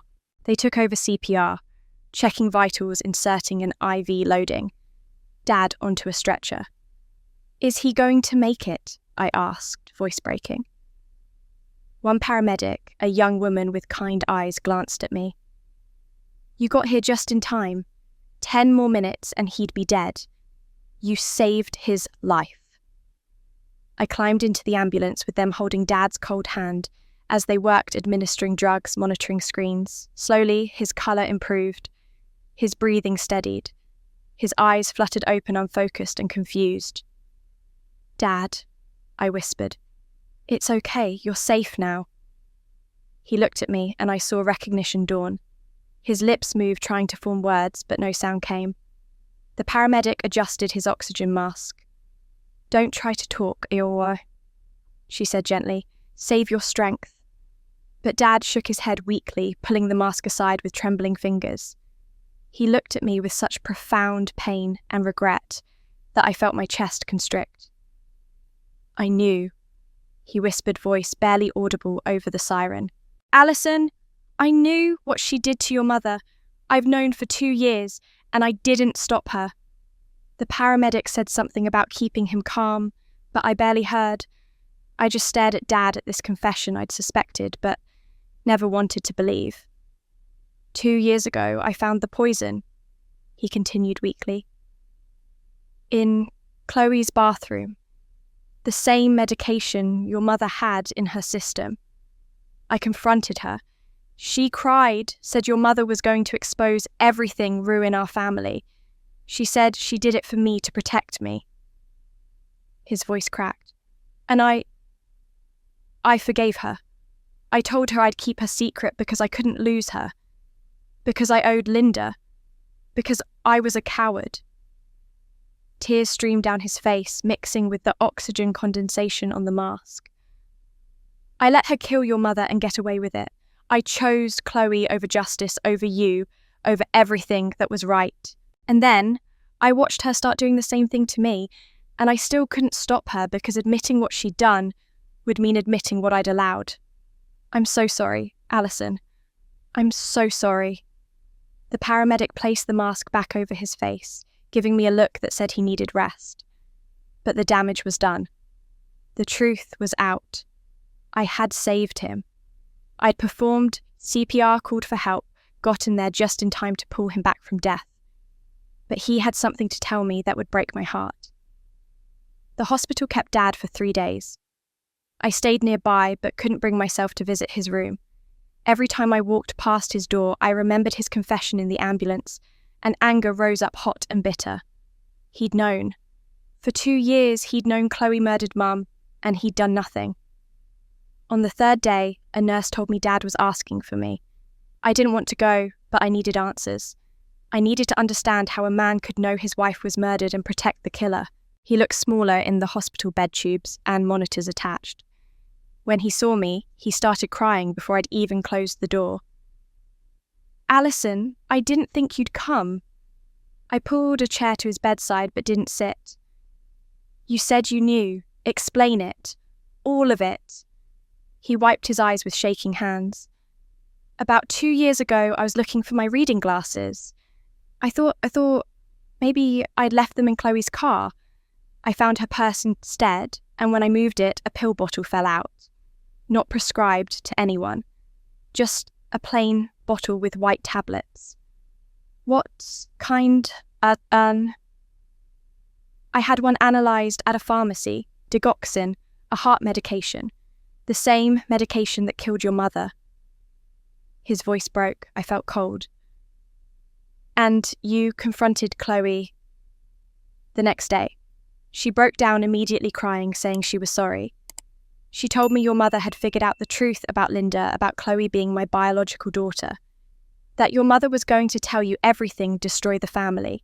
Chloe said she panicked, just wanted to make your mother sick enough to stop asking questions, but the dosage was wrong and Mum died." I finished flatly. "She said it was my fault." Dad continued, barely whispering. "She said if I hadn't abandoned her mother, Linda wouldn't have died struggling and alone. She said your mother's death was payment for Linda's, that I owed her this, that keeping her secret was the least I could do after everything I'd taken from her." I stared at him. "And you believed that?" I didn't know what to believe. I was horrified, but I also understood her anger. I had abandoned Linda and Chloe. I'd chosen my comfort over my responsibility. The guilt had been eating at me for years, and here was Chloe telling me this was all my fault. How could I turn her in when I was the one who'd created the situation that led to all of this? So you chose to protect your guilt over getting justice for Mum. I told myself it was over, that your mother was already gone, and turning Chloe in wouldn't bring her back. I thought if I kept her close, kept an eye on her, she wouldn't hurt anyone else. I thought I could manage it. He laughed bitterly. I was a fool. She kept manipulating me, taking more, changing my will, draining my accounts. And I let her, because I thought I deserved it. I thought it was my penance. Did you know she was poisoning you too? He hesitated, then nodded. I suspected. The symptoms were too similar. But by then I was in too deep. If I admitted she was poisoning me, I'd have to admit I'd known about your mother all along. I'd be an accessory to murder. So I just let it happen. Figured maybe I deserved that too. I felt something snap inside me. What about me, Dad? I was trying to save you. I was trying to find the truth about Mum. And you made me look crazy. You kicked me out. You chose Chloe over me again and again, and all along you knew I was right. I know, he sobbed. I know what I did to you. I'm so sorry. I was weak. I couldn't lose Chloe because she was my only link to Linda, the only way I could pretend I'd done something right by her. I thought if I lost Chloe, I'd have to admit I'd failed everyone. So I stayed silent and prayed it would work out. It didn't work out. It nearly got you killed. I know, and I'll never forgive myself. He reached for my hand, but I pulled away. What are you going to do? I stood up. I'm going to the police. I'm giving them everything. The recordings, the documents, Mom's video, all of it. And I'm telling them you knew about Mom's murder and covered it up for 2 years. You're an accessory, Dad. You helped Chloe get away with it. His face crumpled. I understand. I deserve whatever happens. You do, I said coldly. But this isn't about what you deserve. This is about making sure Chloe can never hurt anyone else. And if that means you go to prison too, then that's what happens. I walked out without looking back. I'd saved his life, and in return he'd confessed to a betrayal so deep it had hollowed out everything I'd believed about him. I left the hospital with my phone in my hand, already dialing Officer Rodriguez. I knew what I had to do. I would bring them all to justice, every single person who'd played a role in my mother's death and the conspiracy to cover it up, including my father. Officer Rodriguez connected me with the Detective Sarah Harris from the State Police Major Crimes Unit within an hour of my call. We met at the State Police Barracks, a grey, concrete building that felt appropriately serious for what I was about to hand over. I arrived with 3 USB drives, printed documents, and a chronological summary I'd spent the previous night writing while Dad recovered in his hospital room, unaware that I was preparing to destroy what remained of our family. Detective Harris was in her late 40s with sharp eyes and a no-nonsense demeanour that immediately put me at ease. She listened without interruption as I laid out everything. Mum's video showing Dylan Butler in our house the day she recorded her fears. The audio recording from Lakeside Inn, where Chloe and Dylan discussed covering up the Barbara Butler problem, the forged estate documents I'd photographed in Dylan's office, the bank records showing systematic theft. Dad's confession that he'd known about the murder for 2 years and covered it up. And finally, the most damning piece, Chloe's own recorded confession at the restaurant, admitting Mum deserved to die. Harris reviewed each piece of evidence, carefully making notes, asking clarifying questions. When I finished, she sat back and looked at me with something like respect. This is incredibly thorough work, Ms. Butler. Most people wouldn't have the courage or the persistence to pursue something like this, especially against their own family. They killed my mother, I said simply, and they almost killed my father. I couldn't let them get away with it. They won't, Harris said firmly. She picked up her phone and started making calls, mobilizing resources, coordinating with the district attorney's office. Within 2 hours, she had arrest warrants for Chloe Butler and Dylan Butler on charges of first-degree murder conspiracy to commit murder, elder abuse, fraud, and kidnapping. I was there when they executed the warrants. Harris had offered to let me wait at the barracks, but I needed to see it. I needed to watch Chloe's face when she realized her perfect plan had fallen apart. We arrived at Dad's house in a convoy of 3 police vehicles. Harris knocked and announced their presence, but there was no answer. They breached the door and found Chloe upstairs in her bedroom, frantically packing suitcases. Clothes were strewn across the bed, drawers hung open, and a one-way plane ticket to the Cayman Islands sat on her dresser. She was running. When she saw the officers, her face went through a rapid transformation. Shock, then fear, then a calculated shift to innocent confusion. "What's going on? Why are you in my house? Chloe Butler, you're under arrest for the murder of Barbara Butler," Harris said, reading her rights as 2 officers moved to handcuff her. "What? No, this is insane." Chloe's voice rose to a shriek as they cuffed her hands behind her back. "I didn't do anything. This is Alison, isn't it? She's lying. She's been lying about me from the beginning. She's mentally unstable. Everyone knows it." "Ms. Butler, you have the right to remain silent," Harris continued calmly. "I suggest you exercise that right." But Chloe kept screaming, struggling against the officers as they searched her belongings. In her designer handbag tucked into an inside pocket, they found it, a small brown bottle with no label filled with white tablets. Harris held it up with gloved hands. "What's this? Vitamins?" Chloe said quickly. "Why, just vitamins?" "We'll test them," Harris said, "but I'm willing to bet these are digoxin tablets, the same medication found in your stepmother's system when she died." Chloe's face went white. She looked at me standing in the doorway, and for a moment the mask dropped completely. I saw raw hatred there, pure and undiluted. "You destroyed everything," she hissed. "Everything I worked for. Everything I deserved." "You destroyed yourself," I said quietly. "The moment you decided murder was the answer to your pain." They led her out in handcuffs, still screaming about injustice and lies. Simultaneously, other officers were raiding Dylan's office and home. Harris called me an hour later to report that Dylan had been arrested without incident at his office, trying to shred documents when police arrived. They'd seized his computer, his files, and his distinctive silver ring, which would be tested for any trace evidence linking him to Mom's death.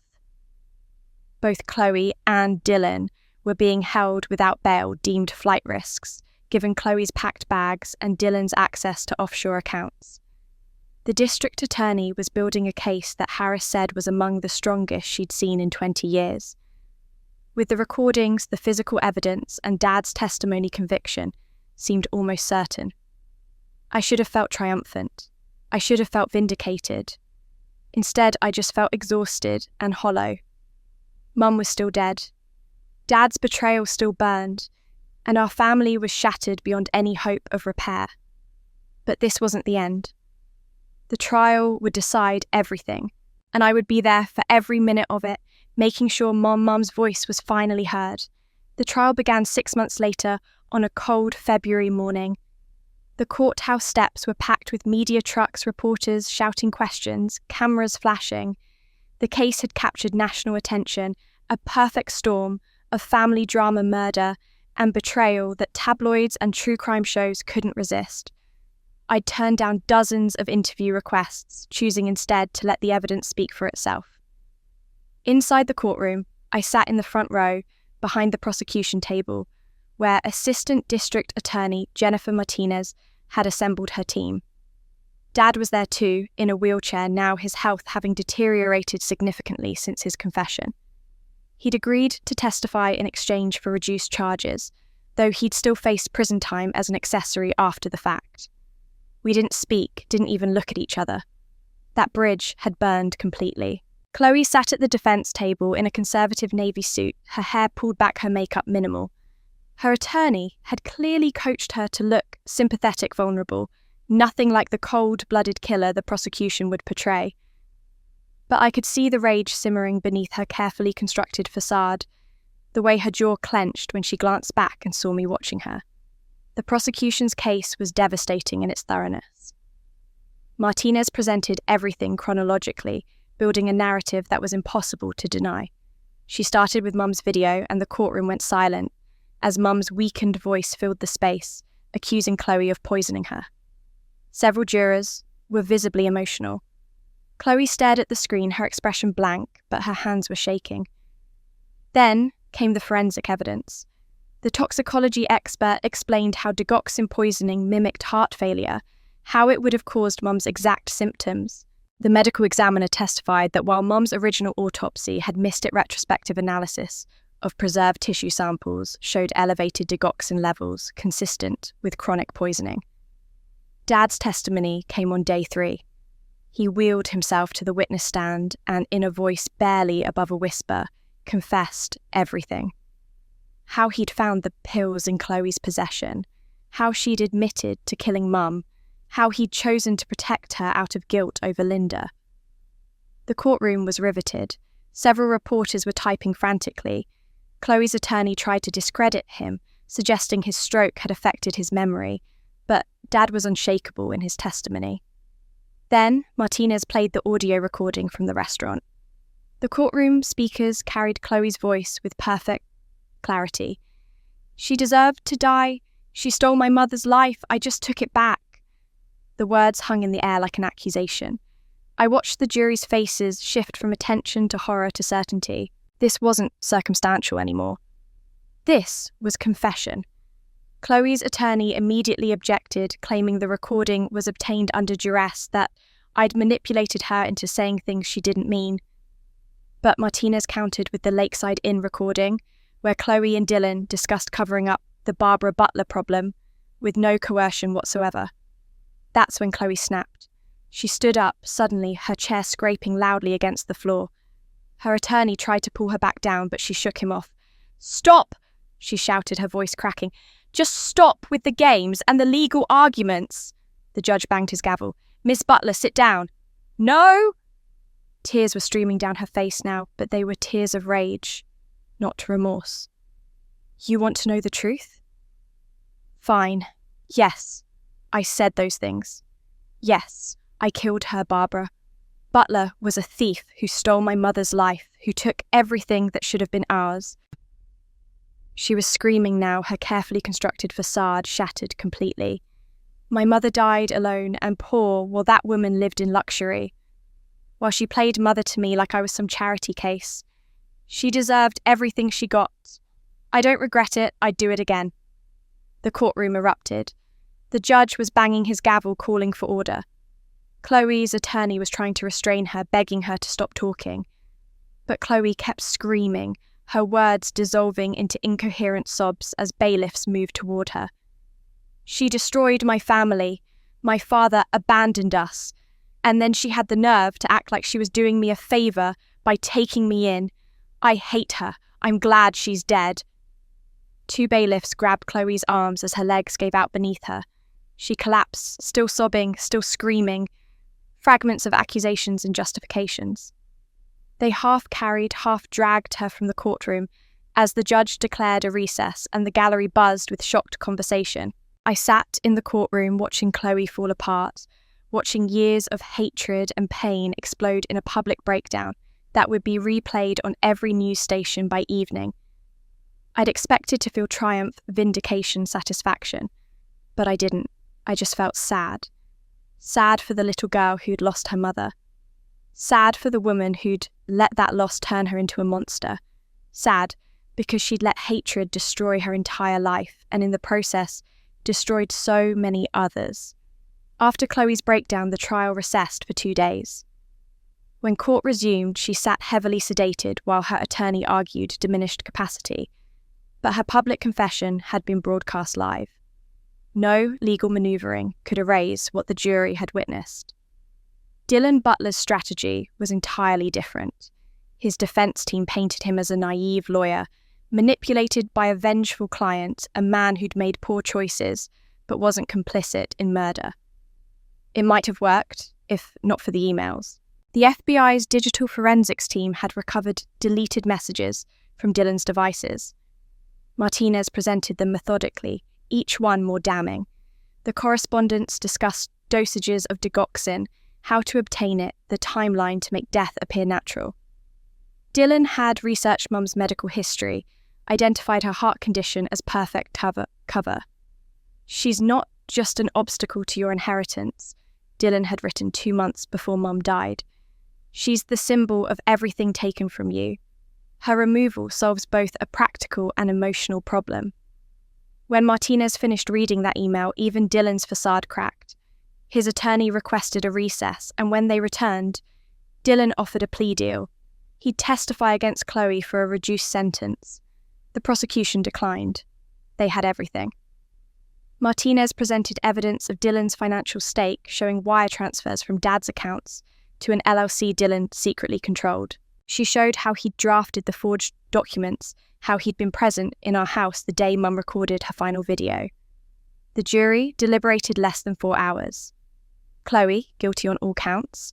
Dylan, guilty of conspiracy to commit murder, accessory to murder fraud and kidnapping. Sentencing came 2 weeks later. The judge addressed Chloe first, noting the calculated, cold-blooded nature of the crime and complete lack of remorse. Life without possibility of parole. Chloe didn't react, just stared ahead with empty eyes. Dylan received 25 years parole, possible after 20. The judge was unmoved by arguments for leniency. "You used your legal expertise to facilitate murder and exploitation. You betrayed every principle of your profession." As bailiffs led them away, Chloe turned and looked at me. She leaned close, her voice a hoarse whisper. "You won. Are you happy?" I met her eyes. "No. But at least Mom has justice." Something flickered in her expression, understanding or regret, but it was gone. The bailiffs moved her along, and I watched her disappear, this woman who was my sister and my mother's murderer. Dad had testified earlier as part of his plea agreement, receiving a suspended sentence and probation given his cooperation and deteriorating health. He'd avoided prison, but lost everything else.